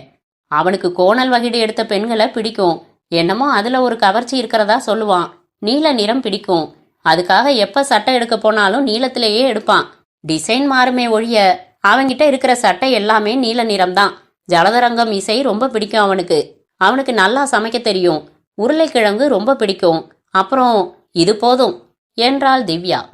அத்தியாயம் 7. என்னடி இது? என் முகத்துக்கு இப்படி கோணல் வகிடெடுத்து சீவினா நல்லா இருக்காதுடி என்றாள் பாரதி சினுங்களாக. அவளுக்கு தலை சீவியபடி இருந்த திவ்யா, நீ சும்மா இருக்கா? உனக்கு பிடிக்குதா இல்லையாங்கிறது முக்கியம் இல்ல. வர்ற மாப்பிள்ளைக்கு பிடிக்கணும். கோணல் வகிடு அவருக்கு பிடிக்கும். பேசாம இரு என்றாள். ஆமா, நீ தான் போய் விசாரிச்சுட்டு வந்தியாக்கும். இல்லக்கா, ஒரு புத்தகத்துல படிச்சேன். இன்னைக்கு இளைஞர்களுக்கு கோணல் வகிடெடுத்து சீவின பெண்களைத்தான் பிடிக்குதான். அது சரி, என்கிட்ட 2 பட்டுப்புடவை இருக்கிறப்போ எதுக்காக உன் தோழிகிட்ட இருந்து இந்த பட்டுப்புடவையை வாங்கிட்டு வந்த? உனக்கு என்ன தெரியும்? நீல நிற பட்டுச்சேலையில நீ தேவதை மாதிரி தெரிவ, குறிப்பா மாப்பிள்ளைக்கு. அது சரி, நேத்து வரைக்கும் வெங்காய பச்சி தயார் செய்யறதா தானே பேசிக்கிட்டோம். திடீர்னு உருளைக்கிழங்கு போண்டா செய்ய சொன்னியே, ஏன்? மார்க்கெட்ல இன்னைக்கு வெங்காயத்தை விட உருளைக்கிழங்கு விலை அதிகம். விலை உயர்ந்த டிஃபன் வச்சதா இருக்கட்டுமேனு தான். அப்புறம் மாப்பிள்ளை உங்ககிட்ட தனியா பேச ஆசைப்பட்டாருன்னு வையி, அப்ப சமையல் செய்யறத பத்தி நிறைய பேசு, அவருக்கு பிடிக்கும். ஏண்டி விளையாடுறியா? முதல்ல தனியா பேசுறப்போ யாராச்சும் சமையலை பத்தி பேசுவாங்களா? நீ பேசேன், அவர் ரசிக்கிறாரா இல்லையான்னு பாரு. அவருக்கு நல்லா சமைக்க தெரியும்னு தரகர் சொன்னாரு. அவரை எப்போ நீ பார்த்த? போன்ல சொன்னாரு. ஏன் என்ன குறுக்கு விசாரணை பண்ற? அவர் உனக்கு இசையில என்ன இசை பிடிக்கும்னு கேட்டா என்ன சொல்வ பாரதிக்கா? இளையராஜா இசைன்னு சொல்லுவேன். ஐயோ அதில்ல, வயலின் புல்லாங்குழல் இந்த மாதிரி இசை பிடிக்கும்னு கேட்டா அப்படியெல்லாம் தனியா ரசனை எதுவும் இல்லைன்னு சொல்லுவேன். மண்டு, அப்படி சொல்லாத. ஜலதரங்கம் பிடிக்கும்னு சொல்லு. ஜலதரங்கம்மா? ஆமா, நீ சொல்லி பாரேன். மாப்பிள்ளையோட முகம் வழியுதா இல்லையான்னு பாரு. இதுவும் தரகர் சொன்னதா? ஆமா. அறைக்குள் வந்தார் சம்பந்தம். என்னம்மா, அவங்க வர்ற நேரமாச்சு, இன்னும் தயாராகலையா என்றார்.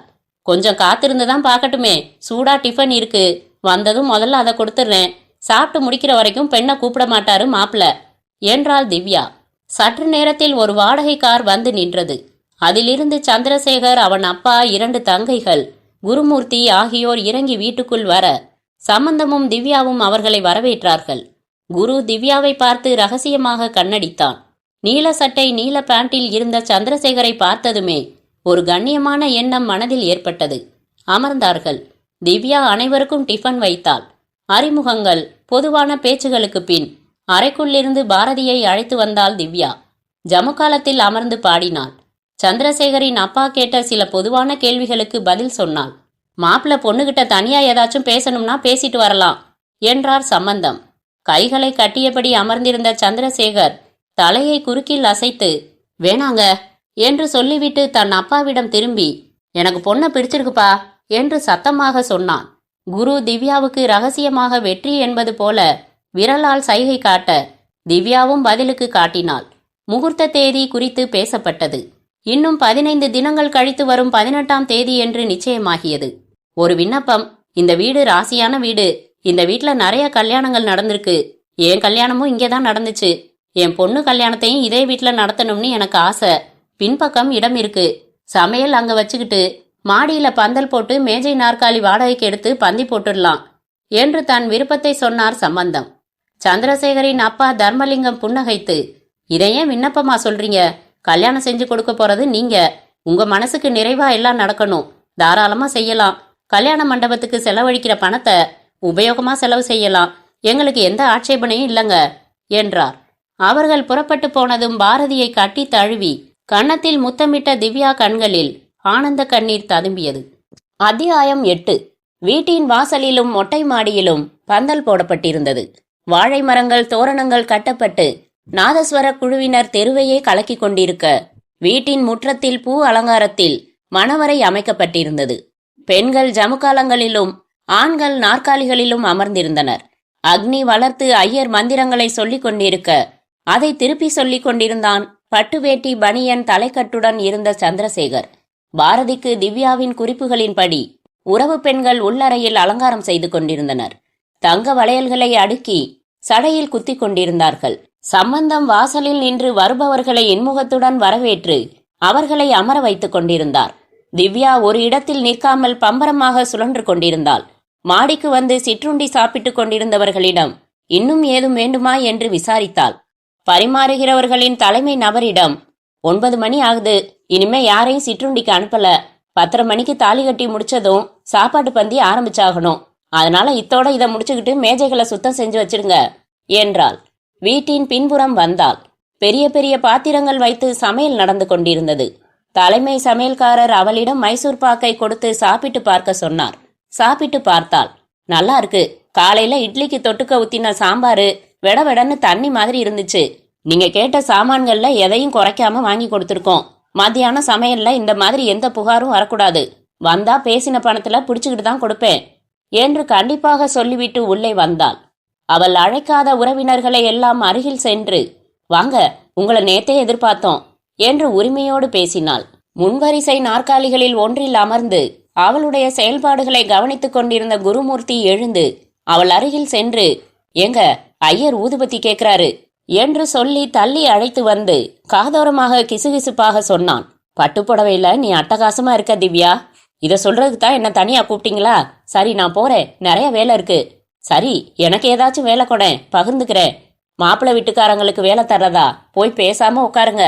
உங்க மாப்பிள்ளை ட்ரெஸ் மாத்துறதுக்கு போறப்போ கூட போய் உதவி பண்ணுங்க போதும் என்று சொல்லிவிட்டு நகர்ந்தாள். மணவரையில் மாப்பிள்ளைக்கு அருகில் அவன் அப்பாவும் அமர்ந்து ஐயர் சொன்னபடி கலசத்திற்கு பூ போட்டு மந்திரம் சொல்லிக் கொண்டிருந்தார். வெற்றிலை மென்றபடி இருந்த நாகப்பட்டினத்திலிருந்து வந்திருந்த ஒரு உறவினர் தன் அருகில் அமர்ந்திருந்தவரிடம், கல்யாண பொண்ணோட ஜாதகம் எனக்கு வந்தது, என் பையனுக்கு பார்க்க சொல்லி ஏகப்பட்ட விவகாரம் இருக்கு, இந்த ஜாதகத்தை தொடக்கூட வேணாம்னு சொல்லிட்டாரு ஏன் ஜோதிடர். ஆனா இந்த மாப்பிள்ளை வீட்டுக்காரங்க தைரியமா தான் முடிவெடுத்திருக்காங்க என்றார். அதற்கு கேட்டுக்கொண்டவர், ஜோதிடர்களுக்குள்ளேயே பல கருத்து மாறுபாடு இருக்கும், ஒருத்தர் பொருந்தாதுன்னு சொல்லுவாரு, ஒருத்தர் பிரமாதமா பொருந்ததுன்னு சொல்லுவாரு என்றார். பொண்ணை கூட்டிட்டு வாங்க என்று குரல் கொடுத்தார் ஐயர். பாரதி அழைத்து வரப்பட்டாள். அவளை அமர வைத்து கழுத்தில் நெக்லஸை சரி செய்ய திவ்யா அவள் காதருகில், அக்கா உன் அலங்காரத்தை பார்த்துட்டு மாப்பிள்ளை அவங்க அப்பா கிட்ட இன்னைக்கே சாந்தி முகூர்த்தத்தை வைக்க சொல்லி வற்புறுத்துறாராம் என்றாள். பாரதி பற்களை கடித்தபடி, ஏய் பேசாம இருக்க மாட்ட என்றாள். மாங்கல்யம் தட்டில் வைத்து பெரியவர்களிடம் ஆசீர்வாதம் வாங்கி வரப்பட்டது. அட்சதைகள் எல்லோருக்கும் விநியோகிக்கப்பட்டது. ஐயர் தனது கைக்கடிகாரத்தில் நேரம் பார்த்து கொண்டார். 2 பெற்றோரையும் பார்த்து தலையசைப்பில் சம்மதம் வாங்கி கொண்டு, சகலவாத்தியம் என்று குரல் கொடுத்து நாதஸ்வர குழுவினருக்கு விரல் ஜாடை காட்டிவிட்டு மந்திரங்களை சொல்லி தாலியை சந்திரசேகர் கையில் கொடுத்தார். சந்திரசேகர் அதை பாரதியின் கழுத்தில் கட்டி 3 முடிச்சுகள் போட்டு சந்தனம் குங்குமம் முடிச்சு மேல் வைக்க அட்சதைகள் குவிந்தன. சம்பந்தமும் திவ்யாவும் ஆனந்தத்தில் கண் கலங்கினர். தம்பதி எழுந்து நின்று ஒருவருக்கொருவர் மாலைகளை மாற்றிக்கொண்டார்கள். சந்திரசேகர் பாரதியின் விரலை பிடித்துக்கொண்டு அக்னியை சுற்றி வரத் தொடங்கினான். உறவினர்கள் யாவரும் அருகில் வந்து சம்பந்தத்தை கைப்பிடித்து மகிழ்ச்சி தெரிவித்துக் கொண்டிருக்க, எல்லோரின் முகமும் பிரகாசமாக சிரித்தபடி இருக்க, 2வது சுற்று தன் மனைவியோடு வந்தபோது சந்திரசேகர் தன் இதய பகுதியில் அந்த சிறிய ஊசி குத்தல் வலியை உணர்ந்தான். 3வது சுற்று முற்றுப்பெறும் முன்பாக தன் இதய பகுதியை பிடித்து கொண்ட சந்திரசேகர் தடால் என்று மயங்கி விழுந்தான். அத்தனை பேரும் பதட்டமாக திரும்பி பார்த்தார்கள். பாரதி அதிர்ந்து நின்றாள். யாரோ தண்ணீர் கொண்டு வந்தார்கள். எல்லாரும் விலகுங்க, காத்த விடுங்க, ஒண்ணுமில்ல, காலையில இருந்து எதுவும் சாப்பிடாதது, வெறும் மயக்கமாத்தான் இருக்கும், கூட்டம் போடாம எல்லாரும் நகருங்க என்று விரட்டின குருமூர்த்தி தன் மடியில் சந்திரசேகரின் முகத்தை தூக்கி வைத்துக்கொண்டு தண்ணீர் தெளித்தான். அதற்குள் திருமணத்திற்கு வந்திருந்தவர்களில் ஒருவர், நகருங்க, நான் டாக்டர், என்னை பார்க்க விடுங்க என்று அருகில் வந்து உட்கார்ந்தார். சந்திரசேகரின் கையை பிடித்து நாடி துடிப்பை பார்த்தார். இமைகளை பிரித்து பார்த்தார். கைப்பிடிங்க, இவரை ஒரு அறையில படுக்க வைக்கணும், உடனடியா சிகிச்சை தரணும், லேசான மாரடைப்பு மாதிரி இருக்கு, பக்கத்துல எந்த மருத்துவமனையில இருந்தாவது உடனே ஆக்சிஜன் கொண்டு வர சொல்லுங்க என்று குரலில் பதட்டம் காட்டினார். சந்திரசேகர் ஒரு அறைக்குள் படுக்க வைக்கப்பட்டான். விக்கித்து நின்ற பாரதியை மற்றொரு அறையில் உறவினர்களுக்கு மத்தியில் உட்கார வைத்த திவ்யா, இதோ பாரு, கண்டதை நினைச்சுக்காத, திருஷ்டி ஒண்ணுமில்ல, இப்ப சரியாயிடுவாரு என்று சொல்லிவிட்டு வெளியே வந்தாள். சந்திரசேகர் இருக்கும் அறைக்கு வந்தபோது டாக்டர் தன் முகத்தை தொங்க போட்டிருந்தார். வெளியே இருந்து ஓடி வந்த குருமூர்த்தி, டாக்டருக்கு போன் செஞ்சுட்டேன், 5 நிமிஷத்துல ஆக்சிஜன் வந்துரும் என்றான். அதுக்கு அவசியம் இல்ல சார், உயிர் பிரிஞ்சிடுச்சு என்றார் டாக்டர். விக்கித்து நின்றார்கள் அனைவரும். மாப்பிள்ளையின் அப்பா கதறி அழத் தொடங்கினார். கல்யாண மண்டபமே அமளியானது. மயங்கி சரிந்தாள் பாரதி. மாப்பிள்ளை வீட்டார் சந்திரசேகரின் உடலுடன் புறப்பட தயாராக மாப்பிள்ளையின் அப்பா சம்பந்தத்தின் கையை பிடித்து அழுதபடி, என் பையன் இப்படி அல்பாயுசுல போனது கூட எனக்கு பெருசா படலங்க, தாலி கட்டிக்கிட்ட அடுத்த நிமிஷமே இந்த மாதிரி ஒரு நிலைமைக்கு ஆளாகி இருக்காளே உங்க மக, அதுதான் கொடுமை. ஐயா, எனக்கு இன்னொரு மகன் இருந்தா இதே முகூர்த்தத்துல அவனை விட்டு உங்க பொண்ணுக்கு வாழ்க்கை கொடுக்க சொல்லி இருப்பேன். எனக்கு இவனை விட்டா 2 பொண்ணுங்களா போயிடுச்சே, உங்க பொண்ணு வாழ்க்கைய சீரழிச்சிடாதீங்க ஐயா, இதே முகூர்த்தத்துல வேற யாரையாவது உங்களுக்கு வேண்டிய பையனை வச்சு வாழ்க்கை கொடுக்க சொல்லுங்க, அதான் தர்மம், நாங்க புறப்படுறோம் என்று சொல்லிவிட்டு போக, சம்பந்தத்திடம் அவரின் உறவினர்கள் சுற்றி அமர்ந்து கொண்டு, ரத்தினம் மாதிரி ஒரு வார்த்தை சொல்லிட்டு போயிருக்காரு உங்க சம்பந்தி, சொந்த பந்தம் எல்லாரும் கூடியிருக்கோம், இப்பவே உங்க பொண்ணோட தலைவிதியை மாத்தி அமைச்சிடுறதுதான் நல்ல யோசனையா எங்களுக்கும் படுது, இப்ப விட்டாச்சுன்னா அந்த பொண்ணு ஏதாவது செஞ்சுக்கலாம், அதுக்கெல்லாம் இடம் கொடுக்க கூடாது என்றார்கள். எல்லாம் சரி, எனக்கு தெரிஞ்சு நம்ம சொந்தத்துல கல்யாணத்துக்கு இருக்கிற பையன் யாரும் நினைவுக்கு வரலையே, ஒருத்தர் 2 பேர் வெளியூர்ல தான் இருக்காங்க, இங்க வந்திருக்கிறவங்கள யார் அப்படி தாராள மனசோட முன் வருவாங்கன்னு புரியலையே என்றார் சம்பந்தம். எல்லாவற்றையும் கேட்டுக்கொண்டிருந்த திவ்யா சட்டென்று திரும்பி சற்று தள்ளி நின்றிருந்த குருமூர்த்தியை பார்த்தாள். அவனிடம் வந்தாள். இப்படி வாங்க என்று அவனை மொட்டை மாடிக்கு அழைத்து வந்தாள். என்ன திவ்யா, எல்லாத்தையும் கேட்டுக்கிட்டு இருந்தீங்க இல்லையா? குரு, எதையும் நினைக்காதீங்க, இப்ப நீங்க தான் எங்க அக்காவுக்கு வாழ்க்கை தரணும் ப்ளீஸ் என்றாள் கண் கலங்கி. திவ்யா, யோசிச்சுதான் பேசுறியா நீ? நல்லா யோசிச்சுதான் பேசுறேன். மனமேடையில இந்த நிலைமைக்கு ஆளான எங்க அக்காவுக்கு இனி ஒரு நல்ல வாழ்க்கை அமையும்னு எனக்கு நம்பிக்கை இல்ல குரு. நொந்துடுவா. அவ வாழ்க்கை சீரழியிறப்போ நான் என் வாழ்க்கைய பத்தி யோசிக்கவே மாட்டேன். நம்ம காதல மறந்துடுங்க குரு. அவளை கல்யாணம் செஞ்சுக்கங்க குரு. அவளுக்கு வாழ்க்கை கொடுங்க குரு. ஒரு ஊனமுற்ற பொண்ணுக்கு உங்க நண்பர் வாழ்க்கை கொடுத்தத சிலாகிச்சு பேசி கட்டுரையா எழுதின உங்களாலதான் இந்த சூழ்நிலையில அவளுக்கு வாழ்க்கை தர முடியும். புதுத்தாலி ஈரம் கூட காயறதுக்கு முன்னாடி விதவையாகிட்ட அவளுக்கு வாழ்க்கை கொடுங்க குரு. அழுதபடி அவன் கைகளை பற்றியபடி பேசினாள் திவ்யா. நீ சொல்றதெல்லாம் சரி திவ்யா, ஆனா நான் ஒன்ன அதெல்லாம் மறந்துருங்க குரு. முடியும். உங்க நண்பருக்கு ஒரு தம்பி இருந்திருந்தா அவரை இப்போ தாலி கட்ட சொல்லியிருப்பேன்னு சொன்னாரே அந்த அப்பா, அவருக்குள்ள துடிப்பு உங்களுக்கு இல்லையா? நீங்க சந்திரசேகருக்கு வெறும் நண்பர் மட்டும்தானா? அவரோட திடீர் இழப்பால ஏற்பட்ட பாதிப்புக்கு பரிகாரம் தேடுற பொறுப்பு உங்களுக்கும் இல்லையா? திவ்யா, என்ன வார்த்தையால மடக்காத. நீ சொல்றதுக்கு முன்னாடி நானே ஒரு முடிவு எடுத்திருப்பேன். உன்னை காதலிக்காம இருந்திருந்தா மனசுல உன்னை வச்சுக்கிட்டு எப்படிமா நான் உங்க அக்காவோட வாழ முடியும்? ஒரு வாதத்துக்காக கேக்குறேன் குரு. திடீர்னு நானே ஒரு விபத்துல இறந்துட்டா என்னோட நினைவுகளோட காலம் பூரா வேற கல்யாணத்தை பத்தி நினைக்காமலே இருந்துருவீங்களா குரு? சோகம் இருக்கும், ஆனா காலம் அதோட பாதிப்பை நிச்சயம் குறைக்கும். இப்போ நம்ம காதல் செத்துட்டதா நினைச்சுக்கங்க. இந்த ஏற்பாட்டால எனக்கு அந்தரங்கமா மகிழ்ச்சியா குரு. உங்களை பிரியற வேதனை எனக்கு மட்டும் இல்லையா? அதை விட என் அக்காவுக்கு ஒரு நல்ல வாழ்க்கை துணைய இந்த இக்கட்டான சூழ்நிலையில அமைச்சு கொடுக்க வேண்டிய பொறுப்பும் கடமையும் முக்கியமா நினைக்கிறேன். கண்ணீர் மல்க கெஞ்சினாள் திவ்யா. எதுவும் பேசாமல் நின்றான் குருமூர்த்தி. இதோ பாருங்க குரு, ஒரு வீடு நெருப்பு பிடிச்சு எரியறப்போ உள்ள சிக்கி இருக்கிறவங்கள காப்பாத்துறது முதல் வேலையா, இல்ல வீட்டை காப்பாத்துறது முக்கியமா? சூழ்நிலை நெருப்புல சிக்கி இருக்கிறது இப்ப எங்க அக்காவோட வாழ்க்கை. அது எரிஞ்சு பஸ்மம் ஆகிடக்கூடாது. அதை காப்பாத்துங்கன்னு தான் கெஞ்சுறேன். கண்கள் கலங்க நின்றிருந்த குருமூர்த்தி மெதுவாக தலையை அசைத்தான். அரை மணி நேரத்திற்கு பிறகு அதே மணவரையில் மீண்டும் மங்களவாத்தியம் முழங்க, மீண்டும் அட்சதைகள் தூவப்பட, பாரதிக்கு ஒரு பொம்மையைப் போல தாலி கட்டினான் குருமூர்த்தி. கண்ணீரோடு அவர்களை பார்த்தபடி நின்றாள் திவ்யா. அத்தியாயம் 9. அலங்கரிக்கப்பட்ட கட்டில், புகையும் ஊதுபத்திகள், தட்டுத்தட்டாய் பலகாரங்கள். கட்டிலில் சாய்ந்து அமர்ந்து எங்கோ வெறித்த பார்வையுடன் குருமூர்த்தி கதவு சத்தம் கேட்டு திரும்பினான். உள்ளே மெதுவாக வந்தாள் திவ்யா. அவனிடம் வந்து கைகளை கூப்பி நின்றாள். உங்களை கும்பிடணும் மாதிரி இருக்கு குரு. உங்க மனசு யாருக்கும் வராது. 1000 விதமான உணர்வுகள் இப்போ உங்க மனசுல அலையடிச்சுக்கிட்டு இருக்கும். எல்லாத்தையும் ஒதுக்கி வச்சுட்டு இனிமையா உங்க வாழ்க்கையை தொடங்குங்க குரு என்றாள். அவளுக்கு குரல் அடைத்தது. அவளை ஏறிட்டான் குரு. ஏதேதோ பேச உதடுகள் துடித்தன. எதுவும் பேசவில்லை. எனக்கு ஒரு வார்த்தை கொடுக்கணும் குரு. என்ன என்பது போல பார்த்தான். நீங்களும் நானும் நேசமா பழகினத எப்பையும் பாரதி கிட்ட சொல்றதில்லன்னு வார்த்தை கொடுங்க குரு. தெரிஞ்சா தாங்க மாட்டா, நொறுங்கி போயிடுவா. அவன் கண்கள் துளிர்த்தன. என்ன இது, அழ வேண்டிய நேரமா இது? சிரிங்க. எப்படி திவ்யா, எப்படி முடியும்? குற்ற உணர்ச்சி குறுகுறுக்குது. ச, நீங்க என்ன குற்றம் செஞ்சீங்க? நீங்க எனக்கு துரோகம் செஞ்சிருக்கிறதா நினைக்காதீங்க. நீங்க செஞ்சிருக்கிற காரியத்துக்கு பேரு தியாகம். பெருமைப்பட வேண்டிய விஷயம், நெஞ்ச நிமிர்த்திக்க வேண்டிய விஷயம். ஆனா உன் வாழ்க்கை, அதை பத்தி எல்லாம் இப்ப எதுக்கு யோசனை? குரு, என் மனசுல நாம பேசினத பழகினதையெல்லாம் மறக்க முயற்சி எடுத்துக்கிட்டு இருக்கேன். நீங்களும் மறந்துருங்க. சூழ்நிலை காரணமா தாலி கட்டி வந்த மனைவிதானேன்னு தயவு செஞ்சு என் அக்காவை வெறுப்பாவோ இல்ல அலட்சியமாவோ நடத்திடாதீங்க. என்ன திவ்யா, நான் அப்படியெல்லாம் நடந்துக்கிறவனா? இல்ல குரு, என் மனசுல இருந்ததை கொட்டிட்டேன். சத்தியமா நான் கட்டின தாலிக்கு துரோகம் செய்ய மாட்டேன் திவ்யா. என் மனைவிக்கு உரிய அன்பு அந்தஸ்து எதுலையும் நான் அவளுக்கு குறை வைக்க மாட்டேன். இது போதும் குரு.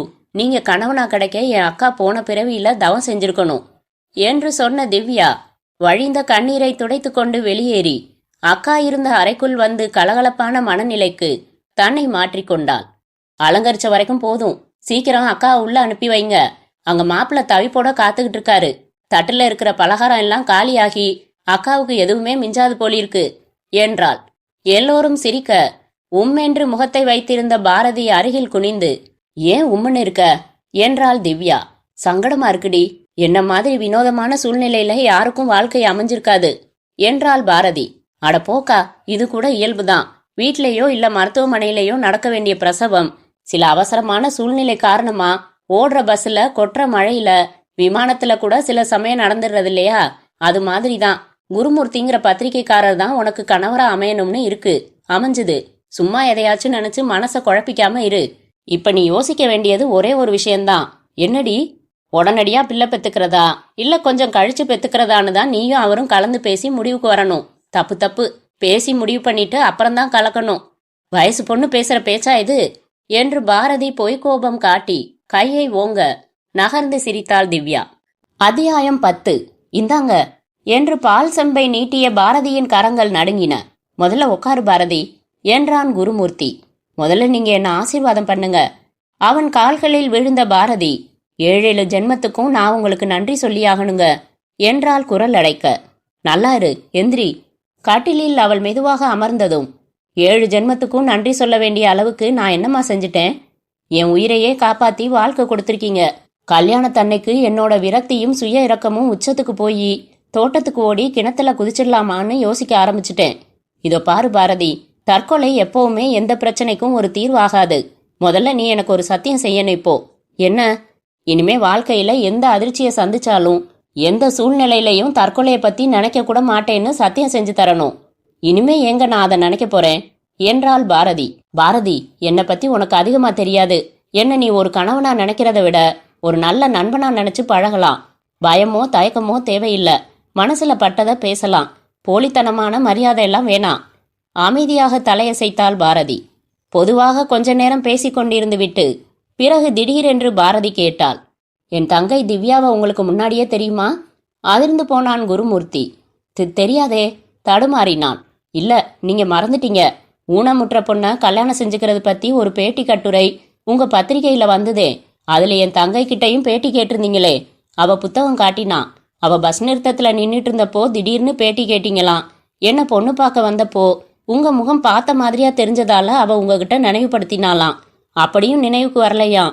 திவ்யா தான் சொன்னான். ஆமா ஆமா, பத்திரிகைக்காக எத்தனையோ 1000 பேரை பேட்டி எடுக்கிறதால முகங்கள் மனசுல தங்குறதில்ல என்றவன் ஒரு நிம்மதி பெருமூச்சை வெளியேற்றினான். சொல்லப்போனா எனக்கு அதிகமா பத்திரிகை படிக்கிற பழக்கம் கிடையாது. திவ்யா நிறைய படிப்பா.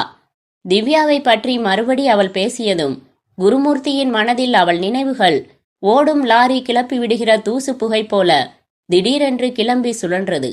சில நிமிடங்கள் கழித்து தன்னிலைக்கு வந்து, என்னம்மா நீ சொன்ன என்று பாரதி பக்கம் திரும்பினான் குருமூர்த்தி. தன் கட்டிலில் மல்லாந்து படுத்து இரவு விளக்கின் வெளிச்சத்தில் மின்விசிறியின் சுழற்சியையே பார்த்து கொண்டிருந்தாள் திவ்யா. அவள் விழிகளில் பெருகின கண்ணீர் வழிந்து 2 காதுகளையும் நனைத்தன. துடைத்து கொண்டாள். விம்மலை கட்டுப்படுத்தி கொண்டாள். உறக்கம் சற்றும் வரவில்லை. மணி என்ன இருக்கும்? 1 2 எத்தனையா இருந்தால் என்ன? விளையாட்டு போல பாரதி வீட்டை விட்டு குருமூர்த்தியின் வீட்டிற்கு சென்று குடித்தனம் செய்ய தொடங்கி 1 மாதம் ஓடிவிட்டது. ஆனாலும் மனதிலிருந்து சுமை இறங்கவில்லையே. பிரச்சனைக்கு தீர்வு காண அந்த சமயம் சரியான முடிவு எடுத்து குருமூர்த்தியையும் சமாதானப்படுத்தி வாதம் செய்து சம்மதிக்க வைத்து அக்காவின் வாழ்க்கையை ஒழுங்குபடுத்தியாயிற்று. ஆனால் என் வாழ்க்கை? காதல் செத்துவிட்டது என்று எத்தனை சுலபமாக சொன்னேன். முடியுமா?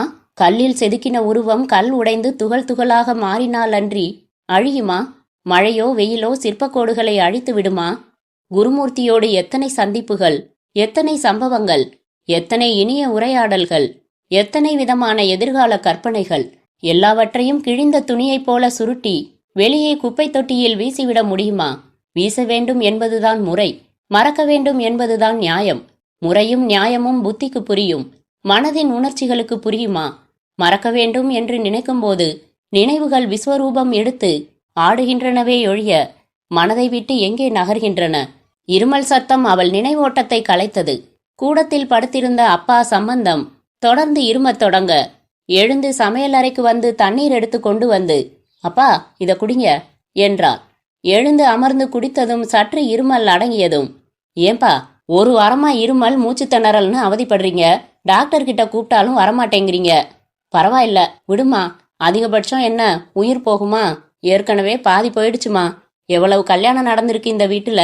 என் பொண்ணு கல்யாணத்திலேயா அப்படி ஒரு சாவு வரணும்? அந்த மாரடைப்பு தாலி கட்டுறதுக்கு முன்னாடி ஏற்பட்டிருக்க கூடாதா? குரு மாப்பிள்ளைக்கு தாராள மனசு இருந்து கல்யாணம் செஞ்சுக்க முன் வந்ததால பாரதியோட வாழ்க்கைய காப்பாத்தினோம். அவர் முன் வரலன்னா அவளோட கதி என்ன ஆகியிருக்கும்? நினைச்சாலே நடுங்குதுமா என்றார் சம்பந்தம். ஏன்பா ஏதேதோ நினைச்சுக்கிறீங்க? அதான் எல்லாம் கடைசியில நல்லபடியா முடிஞ்சு இப்ப அக்கா மகிழ்ச்சியா குடும்பம் நடத்திட்டு இருக்காளே. பேசாம படுத்து தூங்குங்கப்பா என்று அவரை படுக்க வைத்து மார்பு வரை போர்வையை போர்த்துவிட்டு தன் படுக்கைக்கு வந்தாள் திவ்யா. காலையில் 7 மணிக்கு மேல்தான் எழ முடிந்தது. வெளியே வந்து பார்த்தபோது ஆச்சரியமாக இருந்தது. எத்தனை மணிக்கு உறங்கச் சென்றாலும் காலை 5 மணிக்கே எழுந்துவிடும் அப்பா இன்னும் உறங்கிக் கொண்டிருப்பதை பார்த்து அருகில் சென்று அப்பா என்று தொட்டு எழுப்ப முயன்ற திவ்யா சில வினாடிகளில் அப்பா என்று அலறினாள். 11ஆம் நாள் காரியம் முடிந்ததும் சுவரில் சாய்ந்து முற்றத்தின் வழியாக வானத்தை வெறித்து கொண்டிருந்த திவ்யாவின் அருகில் வந்தமர்ந்தாள் பாரதி. இத பாரு திவ்யா, ஆம்பளை துணை இல்லாம நீ இந்த வீட்ல இருக்க வேணாம், வாடகைக்கு விட்டுடலாம். நீயும் எங்க கூடவே வந்து இரு. வீட்ல தனியா இருக்க முடியாதுக்கா. ஆனா நான் பெண்களுக்கான விடுதியில தங்கிக்கிட்டு வேலைக்கு போயிட்டு வரேனே. அரைஞ்ச என்ன தெரியுமா? ஏண்டி, கூட பிறந்த அக்கா நான் ஒருத்தி குத்துக்கல்லாட்டம் இதே ஊர்ல இருக்கிறப்போ நீ ஏண்டி விடுதியில போய் தங்கணும்? என் வீட்ல மாமியார் நாத்தனார்னு ஏதாச்சும் பிச்சு பிடுங்கள் இருக்கா? அவர்கிட்ட கேட்டுட்டேன், அதான் சரின்னு அவரும் சொல்லிட்டாரு. கொஞ்ச நாள் தானே திவ்யா, அப்புறம் உன்னை ஒருத்தனுக்கு கட்டி வச்சிட மாட்டோமா? அது வரைக்கும் தானே. வெறுமையாக சிரித்த திவ்யா, உன் வீட்ல வந்து தங்கிக்கிறேன், ஆனா நீ இந்த கல்யாண பேச்செல்லாம் எடுக்காத, அதுக்கான மனநிலையில நான் இல்ல என்றார். அத்தியாயம் 11. குளித்து முடித்து உடுத்தி அலங்கரித்து கொண்டு சமையலறைக்குள் வந்த திவ்யா, நான் இங்க அடுப்ப பாத்துக்கிறேன், கை கடிகாரத்தை காணோம்னு அத்தான் அரை பூரா தேடிக்கிட்டு இருக்காரு, போய் தேடி எடுத்து கொடுக்கா என்றாள். அவருக்கு என்ன வேலை? எந்த சாமானுக்கும் ஒரு குறிப்பிட்ட இடம் வச்சுக்க மாட்டாரு, கண்ட கண்ட இடத்துல வச்சுட்டு மறந்துடுவாரு. உனக்கு பாவக்காய் பிடிக்குமேனு இன்னைக்கு அதுல பொரியல் பண்ணியிருக்கேன், கொஞ்சம் சாப்பிட்டு பாரேன் என்றாள் பாரதி. எனக்கு பிடிக்கும் சரி, ஆனா அத்தானுக்கு பாவக்கான்னா சுத்தமா பிடிக்காதே, அவரோட டிஃபன் பாக்ஸ்ல வச்சிடாத என்றாள் திவ்யா. அவருக்கு பாவக்காய் பிடிக்காதா? பிடிக்காது. அது உனக்கு எப்படி தெரியும் திவ்யா? மிக சாதாரணமாகத்தான் கேட்டாள் பாரதி. ஆனாலும் திவ்யாவுக்கு அந்த கேள்வி அதிர்ச்சியை தந்தது. ஒருமுறை ஹோட்டலில் இணைந்து இருவருமாக மதிய உணவு சாப்பிட்ட போது தன் இலையில் பரிமாறப்பட்ட பாவக்காய் பொரியல் முழுவதையும் அள்ளி குருமூர்த்தி அவள் இலையில் வைத்து விட்ட போது அறிந்து கொண்ட தகவலை இயல்பாக சொல்லி மாட்டிக்கொண்டோமே என்று தடுமாறினாள். உடனே சமாளித்து, பத்திரிகையில ஒரு தடவை அத்தான் தனக்கு பிடிச்சது பிடிக்காதது பத்தி ஒரு கட்டுரையில சொல்லியிருந்தாரு என்றாள். அதானே பார்த்தேன், உனக்கு எப்படிரா தெரியும்னு எனக்கு ஆச்சரியமா போயிடுச்சு. நான் பத்திரிகைகள்ல படம் பார்த்துட்டு போறதோட சரி, அதனால எனக்கு அந்த கட்டுரையை பத்தி தெரியல என்றாள் பாரதி. கடிகாரம் கிடைச்சிடுச்சு பாரதி என்று தன் அறையிலிருந்து குரல் கொடுத்தான் குருமூர்த்தி. அலுவலகத்தில் தன் மேஜையில் ஒலித்த தொலைபேசியை எடுத்து தன் பெயரை சொன்னாள் திவ்யா. நான் தான் குருமூர்த்தி பேசுறேன் திவ்யா. சொல்லுங்க அத்தான். சாயங்காலம் உன் அலுவலகம் முடிஞ்சதும் எனக்காக காத்திரு திவ்யா. நான் வந்து உன்னை பைக்ல கூட்டிட்டு போறேன். உன்கிட்ட ஒரு முக்கியமான விஷயம் பேச வேண்டியிருக்கு. தயக்கத்துடன் சரி என்ற திவ்யாவுக்குள் கேள்விகள் உற்பத்தியாகின. என்ன அது முக்கியமான விஷயம்? ஒரே வீட்டில் தானே இருக்கிறோம், வீட்டில் பேச முடியாதா? பாரதிக்கு தெரியக்கூடாதா? தொலைபேசியிலேயே பேசலாமே. நேரில் தனியாக பேச வேண்டிய அளவுக்கு என்ன விஷயம் அப்படி? கேள்விகளை சுமந்து கொண்டு காத்திருந்த திவ்யாவை மாலை சொன்ன நேரத்திற்கு வந்து தன் பைக்கில் அமர்த்தி கொண்டு கடற்கரைக்கு வந்த குருமூர்த்தி மணலில் எதிரெதிராக அமர்ந்து 10 நிமிடங்களாகியும் ஏதும் பேசவில்லை. என்னங்கத்தான், ஏதோ பேசணும்னு சொன்னீங்க. எனக்கு உன் சம்மதம் வேணும் திவ்யா. எதுக்கு? உனக்கு கல்யாண ஏற்பாடுகளை செய்யறதுக்கு. நீங்க முதல்ல ஒரு குழந்தை பெத்துக்கங்க, இதுவா முக்கியம். திவ்யா, பேச்ச மாத்தாத. மணமகன் தேவைன்னு செய்தித்தாள்ல உன்னை பத்தின விவரத்தோட ஒரு விளம்பரம் கொடுக்கலாம்னு இருக்கேன். என்ன சொல்ற? தன் முழங்கால்களை கட்டிக்கொண்டு அமைதியாக தூரத்து அலைகளை பார்த்தாள் திவ்யா. உன்னைத்தான் நான் கேட்டுக்கிட்டு இருக்கேன். வெற்று புன்னகை சிந்திய திவ்யா, வேணாம், என்னை இப்படியே விட்டுடுங்களேன் தயவு செஞ்சு என்றாள். என்ன பேச்சு இது? கல்யாணமே இல்லாம இருந்துருவியா? எல்லா பொண்ணுங்களும் கல்யாணம் செஞ்சுக்கிட்டே ஆகணும்னு ஏதாச்சும் கட்டாயம் இருக்கா? உளராத. மூச்சு விடணும்னு கட்டாயமானு கேப்பியா? இல்லறம்தான் ஒரு வாழ்க்கைய முழுமையாக்குது, பிறப்பை அர்த்தப்படுத்துது. உன் வாழ்க்கையில ஒரு மகிழ்ச்சி வேணாமா? இப்ப நான் மகிழ்ச்சியா இல்லையா? எனக்கு தெரியாதா திவ்யா உன் மனசுல இருக்கிற புழுக்கம்? திவ்யா அமைதியானாள். மணலை குவித்து 2 கைகளையும் பயன்படுத்தி ஒரு கோபுரம் கட்டத் தொடங்கினாள். எனக்கு கல்யாணம் வேணாம் அத்தான். ஏன் வேணாம்? முடியாதத்தான். இத பாரு, பச்சையா கேட்கட்டுமா? இன்னும் எத்தனை நாளைக்கு நீ உங்க அக்காவுக்கு துரோகம் செஞ்சுக்கிட்டு இருக்க போற? திடுக்கிட்டு பார்த்தாள். என்ன சொல்றீங்க? நேத்து நீ இல்லாதப்போ உன் அறையில இருந்து ஒரு தலையணை எடுத்தேன். அதோட உரைக்குள்ள இருந்து வெளியில விழுந்தது ஒரு புகைப்படம். நீயும் நானும் சேர்ந்து எடுத்துக்கிட்ட புகைப்படம். நல்ல வேளை உன் அக்கா பார்க்கல, எடுத்த மாதிரியே வச்சுட்டேன். என்ன அர்த்தம் இதுக்கு? அடிக்கடி எடுத்து பார்த்து உன் மனசுல அந்த நினைவுகளை பசுமையா செதுக்கி வச்சுக்கிற, அப்படித்தானே? இது துரோகம் இல்லையா? கண்கள் கலங்கின திவ்யா, தயவு செஞ்சு என்ன வார்த்தையால கொல்லாதீங்க. என் மனசுங்கிறது எனக்கு மட்டும் தெரிஞ்ச ரகசிய கோட்டை. அங்கிருந்து உங்க நினைவுகளை அப்புறப்படுத்தவே முடியல. எத்தனையோ தடவை முயற்சி செஞ்சு தோத்துட்டேன். என் நடவடிக்கைகள்ல வரம்பு மீறின தப்பு. என் மனசுக்குள்ள எனக்கு பிடிச்ச மாதிரி ஒரு கற்பனை வாழ்க்கைய தொடர்ந்துகிட்டு இருக்கேனே, யாருக்கும் பாதிப்பு இல்லாம. தயவு செஞ்சு இதை தப்பாவும் நினைக்காதீங்க, கொச்சைப்படுத்தவும் செய்யாதீங்க என்றாள். திவ்யா, தப்பா நினைக்கல. ஆனா இப்படி நீ இருக்கிறது என் மனசுக்குள்ள பாதிப்பை ஏற்படுத்தாதா? நிமிர்ந்து அவனை பார்த்தாள். ஏன் அடிமனசுலையும் நாம பழகின நினைவுகளோட சுவடுகளாவது இருக்காதா? அக்னி சாட்சியா மனப்பூர்வமா தாலி கட்டி மனைவியாக்கிக்கிட்ட பாரதிக்கு துரோகம் நினைக்க கூடாதுன்னு நான் தீர்மானமா இருந்தேன். பொண்ண மறக்க ஆரம்பிச்சேன். நீ இன்னும் என்ன மறக்காம இருக்கிறது தெரிய வரப்போ எனக்குள்ள குற்ற உணர்ச்சி கொழுந்து விட்டு எரியுது திவ்யா. அன்னைக்கு நீ சொன்ன வார்த்தைக்கு கட்டுப்பட்டு நான் பாரதியை ஏத்துக்கிட்டேன். அந்த மாதிரி என் வார்த்தைக்கு கட்டுப்பட மாட்டியா நீ என்றான் குருமூர்த்தி. நான் என்ன செய்யணும்னு சொல்லுங்க. ஒரு நல்ல மாப்பிள்ளையா தேடி தரேன், கல்யாணம் செஞ்சுக்கோ. நீ எனக்கு சொன்னதையே தான் திருப்பி சொல்றேன். காலம் உன் மனசுல இருந்து என்ன மறக்கடிச்சிடும். புதிய வாழ்க்கையில உன்னால கொஞ்சம் கொஞ்சமா பொருத்திக்க முடியும். இல்லங்க, என்னால முடியவே முடியாது. இப்ப என்னால முடியலையா? அடிமனசுல சோகம் இருந்தாலும் உன் அக்காவோட உற்சாகமா குடும்பம் நடத்தலையா? என் மனசுல உங்கள மாதிரி உறுதி இல்லங்க. பொதுவாவே பொம்பளைங்க உணர்ச்சி வசப்படுறவங்க. மனசுல தங்கி இருக்கிற இனிமையான நினைவுகளே போதும்னு தோணுது. உங்களுக்கு எந்த குற்ற உணர்ச்சியும் தேவையில்லை. உங்க கண்ணெதிரில நான் இருக்கிறது உங்களுக்கு சங்கடத்தை ஏற்படுத்தினா நான் ஒன்னு செய்யறேன். எங்க கம்பெனி நிர்வாகத்தை கேட்டு வெளியூருக்கு வேலை மாற்றல் வாங்கிக்க முடியுமான்னு பாக்குறேன். நான் சொல்ல வரத நீ புரிஞ்சுக்க மாட்டேங்கிற திவ்யா. நம் காதல் செத்துடுச்சுன்னு நினைச்சுக்க சொல்லித்தான் என்ன கல்யாணத்துக்கு சம்மதிக்க வச்ச. ஆனா நீ மட்டும் உரம் போட்டு வளர்த்துக்கிட்டு இருக்கிறது எந்த விதத்துல நியாயம்? எனக்கு கல்யாணம் ஆனப்புறம் நான் முழுக்க முழுக்க பாரதிக்கு மட்டுமே உரிமையானவன். என்ன நீ மனசுக்குள்ள நினைக்கிற கூட தப்புதானே? உணர்ச்சி மயமாவே வாழ்க்கையை ஓட்டிடலாம்னு நினைக்கிற உன் பைத்தியக்காரத்தனமான முடிவை என்னால ரசிக்க முடியல. நீ என்ன மதிக்கிறியா? இதுக்கு மட்டும் பதில் சொல்லு. கண்டிப்பா மதிக்கிறேன். அப்போ நீ என் பேச்ச தட்டாம கல்யாணம் செஞ்சுக்கோ. அப்போதான் உனக்கு எனக்கு பாரதிக்கு 3 பேருக்குமே நல்லது. கொஞ்ச நேரம் அமைதியாக இருந்த திவ்யா, நான் கல்யாணம் செஞ்சுக்கணும், அவ்வளவுதானே? சரி, ஒரு நிபந்தனை என்றாள். என்ன? எனக்கு நீங்க பாக்குற மாப்பிள்ளை கிட்ட நான் காதலிச்சதை எல்லாம் சொல்லியாகணும். இப்போவும் மறக்க முடியாம மனசுக்குள்ள புழுங்குற உண்மையான மனநிலைய சொல்லணும். கல்யாணத்துக்கு அப்புறம் தாலி கட்டினவன் மேல இயல்பா வரவேண்டிய பிரியம் எனக்கு வராமலே போகலாம்னு தெளிவுபடுத்தியாகணும். இவ்வளவும் கேட்டுக்கிட்ட அப்புறமும் பரவாயில்லன்னு என்ன கல்யாணம் செஞ்சுக்க முட்டாள் ஒருத்தன் முன் வந்தா நான் தயார் என்றாள் விரக்தியான சிரிப்புடன் திவ்யா. எழுந்து கொண்டு மணல் தட்டிய குருமூர்த்தி, சரிவா, நீ பஸ் பிடிச்சு வீட்டுக்கு போ. நான் இடைவெளி விட்டு பைக்ல வந்து சேர்றேன் என்றான். அத்தியாயம் 12. கட்டிலில் குப்புறப்படுத்திருந்த திவ்யா தன் கையில் பிடித்திருந்த அந்த புகைப்படத்தையே கண்களில் நீர் திரள பார்த்து கொண்டிருந்த போது இரவு மணி 1. குரு, உங்களை என் மனதுக்குள் நினைப்பதற்கு எனக்கு உரிமை இல்லை என்று சொல்லிவிட்டீர்கள் தானே? அது நியாயம் என்று உணராமல் சண்டித்தனம் செய்யும் என் மனதுக்கு சவுக்கடி கொடுத்து விட்டீர்கள் தானே? முடியும், என்னாலும் உங்களை மறக்க முடியும். மறக்கத்தான் போகிறேன் இன்று முதல். எழுந்தாள் திவ்யா. மேஜையின் இழுப்பறையிலிருந்து தீப்பெட்டி எடுத்து நெருப்பை பற்ற வைத்தாள். நெருப்பின் முனையில் புகைப்படத்தை பிடித்தாள். அது எரியத் தொடங்கியது. கையை சுட வந்தபோது அதை கை கழுவும் பேசினில் போட்டாள். முழுக்க எரிந்து சாம்பல் படலமாக அது ஆனதும் தண்ணீரை திறந்து அதை கரைத்து விட்டு கட்டிலில் வந்து விழுந்து குலுங்கி குலுங்கி அழத் தொடங்கினாள். கதவு தட்டப்பட்டது. அவசரமாக கண்களை துடைத்து கொண்டு எழுந்து சென்று திறக்க பாரதி நின்றிருந்தாள். தண்ணி குடிக்க எந்திரிச்சேன். உன் அறையிலிருந்து விம்மல் சத்தம் கேட்டுது. அழுதியா திவ்யா? விளக்க போடு. ஒண்ணுமில்லக்கா, நீ போய் படு. ஏய், உன் குரலே சொல்லுதே நீ அழுதுருக்கன்னு. என்னம்மா, உடம்புல ஏதாச்சும் பிரச்சனையா? இல்லக்கா, திடீர்னு அப்பாவோட நினைவு வந்துடுச்சு. அதானே, நான் என்னவோ ஏதோன்னு பயந்துட்டேன். படுமா, நான் வேணும்னா உன்னோட இன்னைக்கு படுத்துக்கட்டுமா? இல்ல வேணாக்கா, நீ போ, நான் தூங்கிடுவேன்.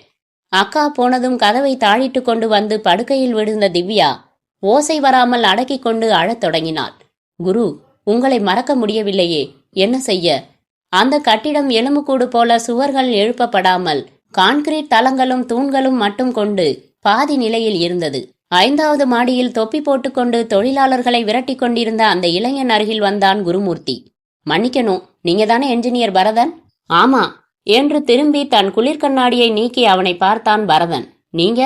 உங்களுக்கு நினைவிருக்க வாய்ப்பில்ல, ஆனா எனக்கு உங்களை நல்லா தெரியும். என் பேரு குருமூர்த்தி. செந்தூரம் பத்திரிகையில வேலை பார்க்கறேன். என் மனைவி பாரதி.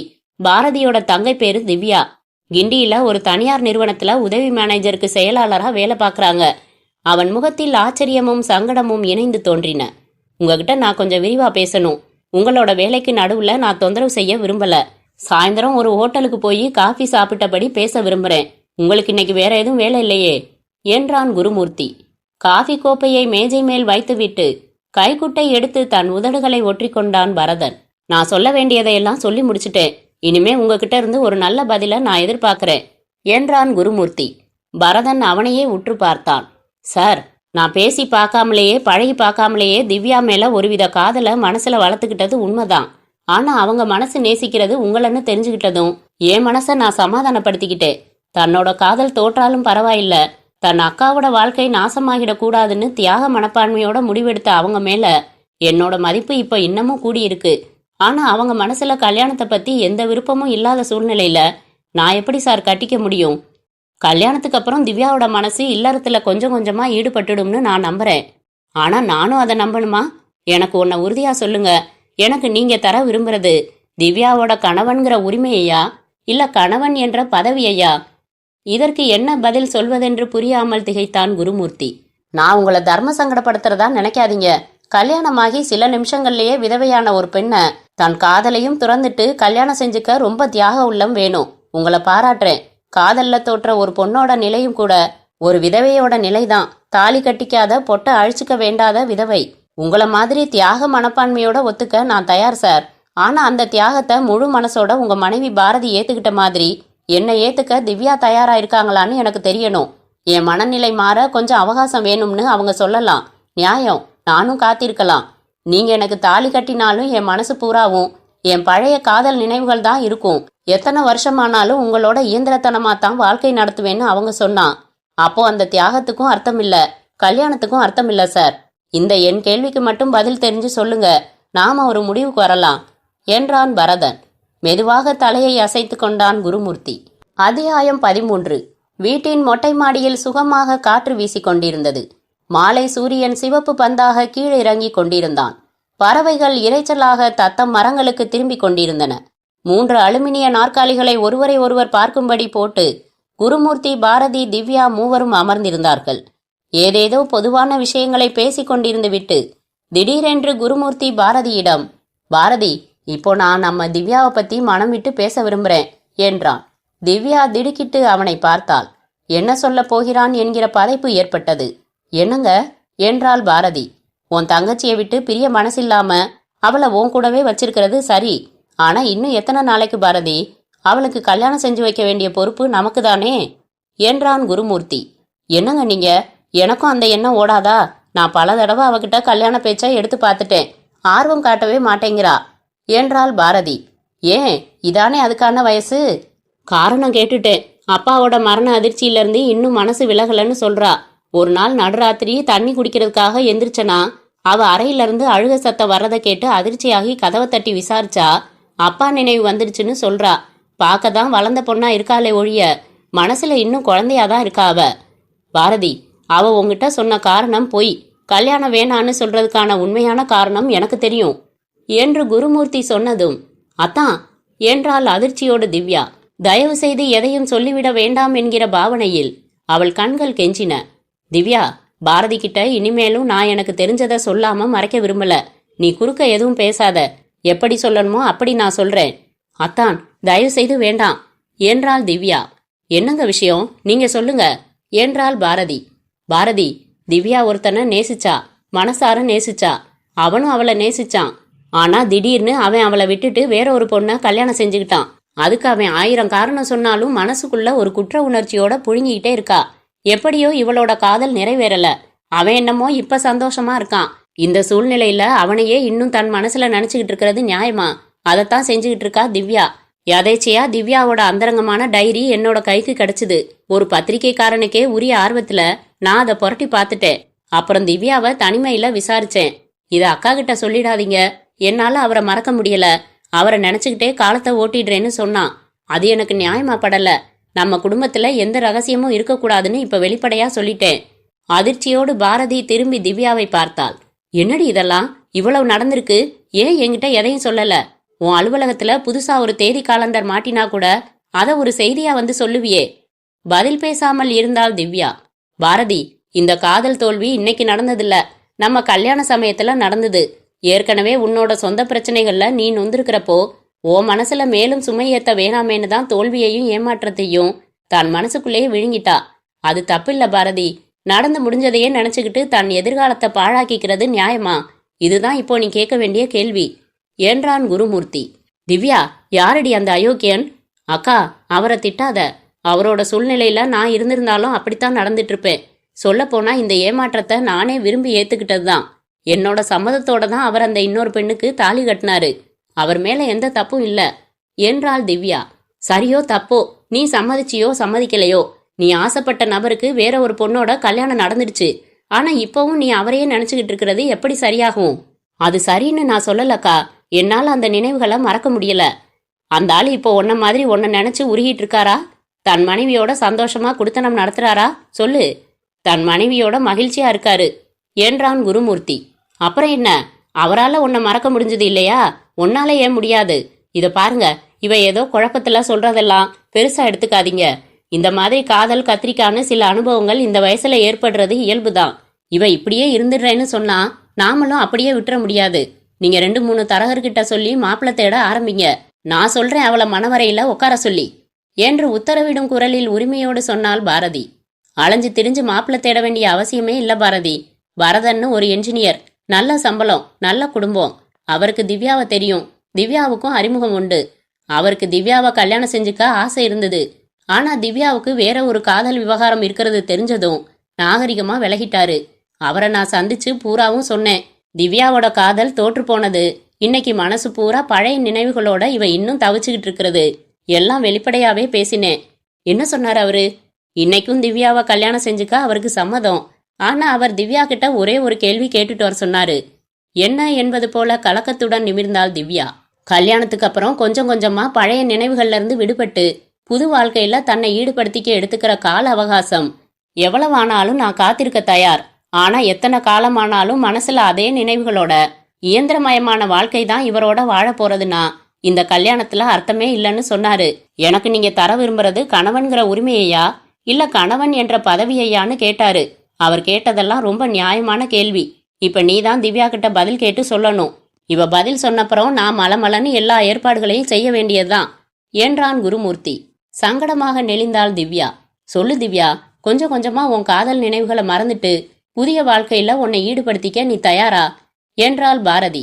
திவ்யா உணர்வுகளில் தவித்தாள். எல்லாருக்கும் அவரவர் மனசுல சில நியாயங்கள் இருக்கும். பரதன் கேட்கறதும் நியாயம். அக்கா என் கல்யாணத்துல அக்கறை காட்டுறதும் நியாயம். அத்தான் தீவிரமா முயற்சி செஞ்சு பரதனை போய் பார்த்து பேசினது எல்லாமே நியாயம். எல்லாமே அன்போட வெளிப்பாடு. நான் கேட்கறப்போ உங்க அன்பை ஆர்வத்தை வெளிப்படுத்துங்க. ஆனா திணிக்காதீங்க. நான் சில தீர்மானங்கள்ல உறுதியா இருக்கேன் என்றாள் திவ்யா.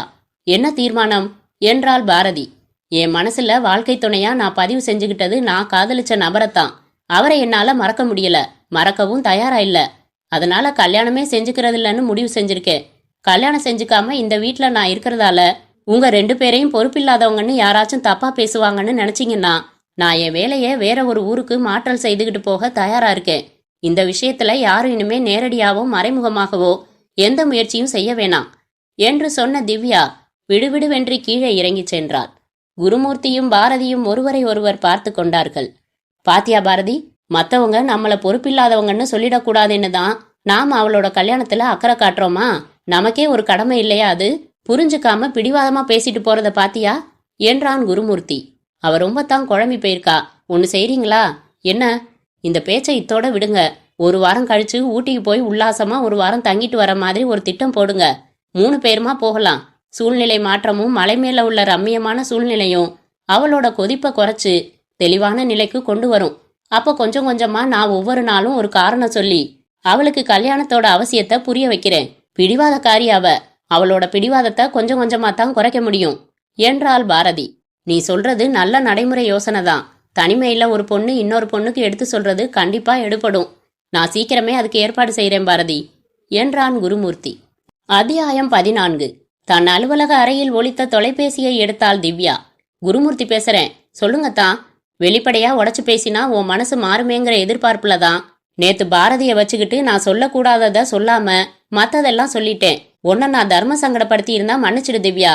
பரவாயில்ல, என்னோட உறுதியான பதில 2 பேருக்கும் தெரிவிக்கிற சந்தர்ப்பம் அமைஞ்சுது. உறுதியான முடிவுன்னு சொல்லாத, தற்காலிகமான முடிவுன்னு சொல்லு திவ்யா. மறுபடி என்ன கரைக்க முயற்சியா? வேணாம். இன்னைக்கு எங்க மேனேஜரை பார்த்து என்னோட வேலை மாற்றம் பற்றி பேசுறதா இருக்கேன். அவசரப்படாத திவ்யா. இப்ப நீ உன் மேனேஜர் கிட்ட கேட்க வேண்டியது 1 வாரத்துக்கு விடுப்பு தான். எதுக்கு? நாளன்னைக்கு நீலகிரி எக்ஸ்பிரஸ்ல நீ, பாரதி, நான் 3 பேரும் புறப்பட்டு கோவை போய் அங்கிருந்து புறப்பட்டு ஊட்டி போறோம். ஊட்டியில 1 வாரம் தங்குறோம். அங்க தங்குறதுக்கு ஹோட்டல் அறையும் ஃபோன் செஞ்சு பதிவு செஞ்சுட்டேன். என்ன திடீர்னு? சும்மா ஒரு மாற்றத்துக்காகத்தான். உன் அலுவலகத்துல விடுப்பு போடுறதுக்கு ஏற்பாடு செஞ்சிடு திவ்யா என்றான் குருமூர்த்தி. சரி என்றால் தயக்கத்திற்கு பிறகு. ஊட்டி இயற்கை தன் எழில் குழந்தைகள் எல்லோரையும் ஒரே இடத்தில் அணிதிரட்டி மாநாடு நடத்துகின்ற குளிர்ந்த நகரம். அவர்கள் வந்து 3 தினங்கள் ஆகியிருந்தது.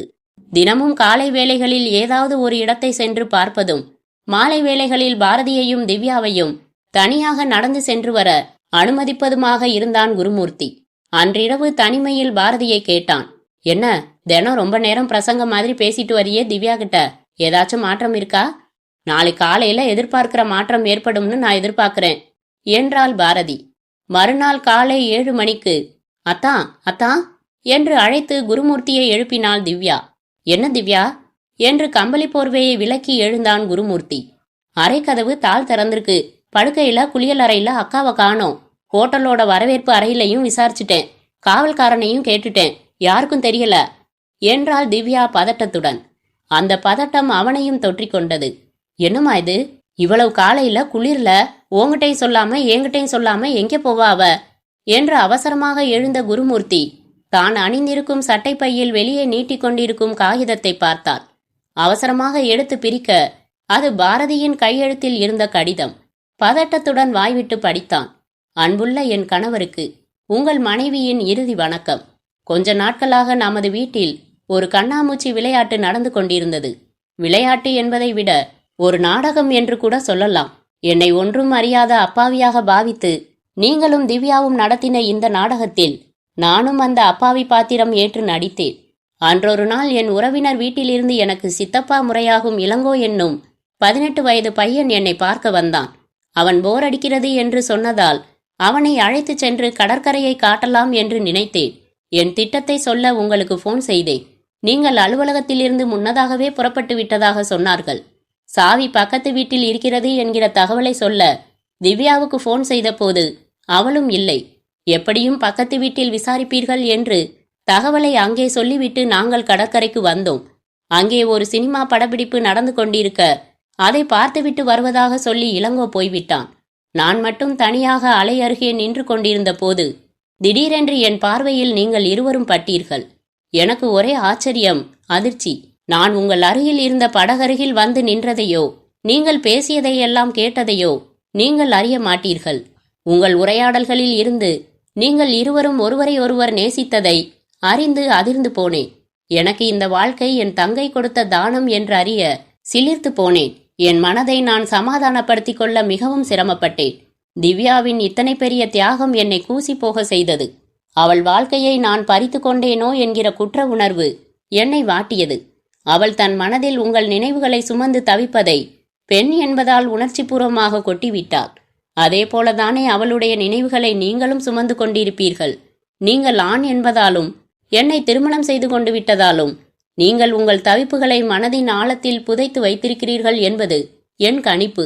ஆக உங்கள் 2 பேரின் மகிழ்ச்சியையும் கெடுத்துவிட்டது எனக்கேற்பட்ட கசப்பான சூழ்நிலை. இந்த நிலையில் இதற்கு தீர்வு என்ன என்று பொறுமையாக யோசித்தேன். அப்போது மொட்டை மாடியில் நீங்களே தீர்வாக அவளின் திருமணம் பற்றி பேசினீர்கள். எனக்கு எதுவுமே தெரியாதது போல அந்த விவாதத்தில் நானும் பங்கேற்றேன். திவ்யா தன் இறுதியான முடிவை எடுத்ததும் நான் அதிர்ந்தேன். இங்கே ஊட்டி அழைத்து வந்து அவள் மனதை மாற்ற எத்தனையோ விதமாக சொல்லி பார்த்தேன். அவள் தன் எண்ணத்திலிருந்து மாறுவதாக இல்லை என்பது தெல்ல தெளிவாக புரிந்தது. யோசித்தேன், என்னோடு நீங்கள் வாழ்வது தாலி கட்டிவிட்ட கடமைக்காக அன்பு காட்டும் வாழ்வு. நியாயமாக ஒருவரை ஒருவர் 100% புரிந்து கொண்ட நீங்கள் இருவரும் தான் வாழ்வில் இணைந்திருக்க வேண்டும். அதுதான் முறை, அதுதான் நியாயம். அதற்கு நான் இனியும் தடையாக இருக்க விரும்பவில்லை. உங்களை விட்டு நிரந்தரமாக விலகுகிறேன். இனி திரும்பி வர முடியாத ஊருக்கு பயணம் புறப்படுகிறேன். நேற்று பார்த்த தற்கொலை பாறை என்னை இருகரம் நீட்டி வரவேற்கிறது. உங்களுக்கு நான் கொடுத்த வாக்கை மீறுவதற்காக என்னை மன்னிக்கவும். இந்த சிறிய காலம் எனக்கு மனைவி என்கிற அந்தஸ்தை தந்த தங்களுக்கும் அதற்கு காரணமாக இருந்த திவ்யாவுக்கும் என் கண்ணீர் கலந்த நன்றிகள். என் இந்த முடிவுக்கு நோக்கமே நீங்கள் இருவரும் இணைய வேண்டும் என்பதுதான். திவ்யாவை மனம் செய்து கொண்டு மகிழ்வோடு இருங்கள். இதுதான் என் கடைசி விருப்பம். தவறாமல் இது நிறைவேற்றப்பட்டால்தான் என் ஆத்மா சாந்தியடையும். வருகிறேன். தங்கள் இடைக்கால மனைவி பாரதி. படித்துவிட்டு இருவரும் கதறினார்கள். உடனே காவல்துறையின் உதவியோடு தற்கொலைப்பாறை பகுதிக்கு விரைந்தார்கள். ஒரு நாள் முழுவதும் அந்த பகுதியில் பயிற்சி பெற்ற நபர்கள் ஆழத்தில் இறங்கி தேடியதில் பாரதியின் ஒரு காலனியும் ஒரு வளையலும் மட்டுமே கிடைத்தது. ரொம்ப ஆழமான காட்டுப்பகுதி கீழே இருக்கு, அங்கெல்லாம் போகவே முடியாது என்றார்கள். குருமூர்த்தியும் திவ்யாவும் அழுது தீர்த்தார்கள். அத்தியாயம் 15. வடக்கு நோக்கி சென்று கொண்டிருந்த அந்த ரயிலில் ஜன்னல் ஓரமாக அமர்ந்து இருந்தாள் பாரதி. அவள் மனதில் எண்ணங்கள் முட்டி மோதின. எல்லோரும் நம்பி இருப்பார்கள், கடைசி விருப்பம் நிறைவேற்றினால்தான் ஆத்மா சாந்தியடையும் என்று குறிப்பிட்டிருப்பதால் என் வேண்டுகோளை மீற முடியாமல் அவர்கள் இருவரும் வாழ்வில் இணைய தீர்மானித்திருப்பார்கள். அது போதும். எனக்காக தன் வாழ்க்கையை தியாகம் செய்த திவ்யாவுக்கும் அவருக்கும் பதில் நன்றியாய் என் தியாகம். இனி என்றும் எப்போதும் அவர்களை சந்திக்கவே போவதில்லை. தற்கொலை செய்து கொள்ள மாட்டேன் என்று உங்களிடம் செய்து கொடுத்த சத்தியத்தை காப்பாற்றிவிட்டேன் என்பது எனக்கு மட்டும் தெரியும். இனிய நினைவுகளை மனதில் சுமந்து காலம் முழுவதும் கடத்திவிட முடியும் என்று என் தங்கைக்கு மன உறுதி இருந்தால் அவள் அக்கா எனக்கு 2 மடங்கு மன உறுதி இருக்காதா? இருக்கிறது. நினைத்து பார்க்க நடுவில் கிடைத்த ஏராளமான இனிய நினைவுகள் இருக்கிறது. அது போதும், அது மட்டும் போதும். ரயில் வேகத்துடன் விரைந்து கொண்டிருந்தது. முற்றும்.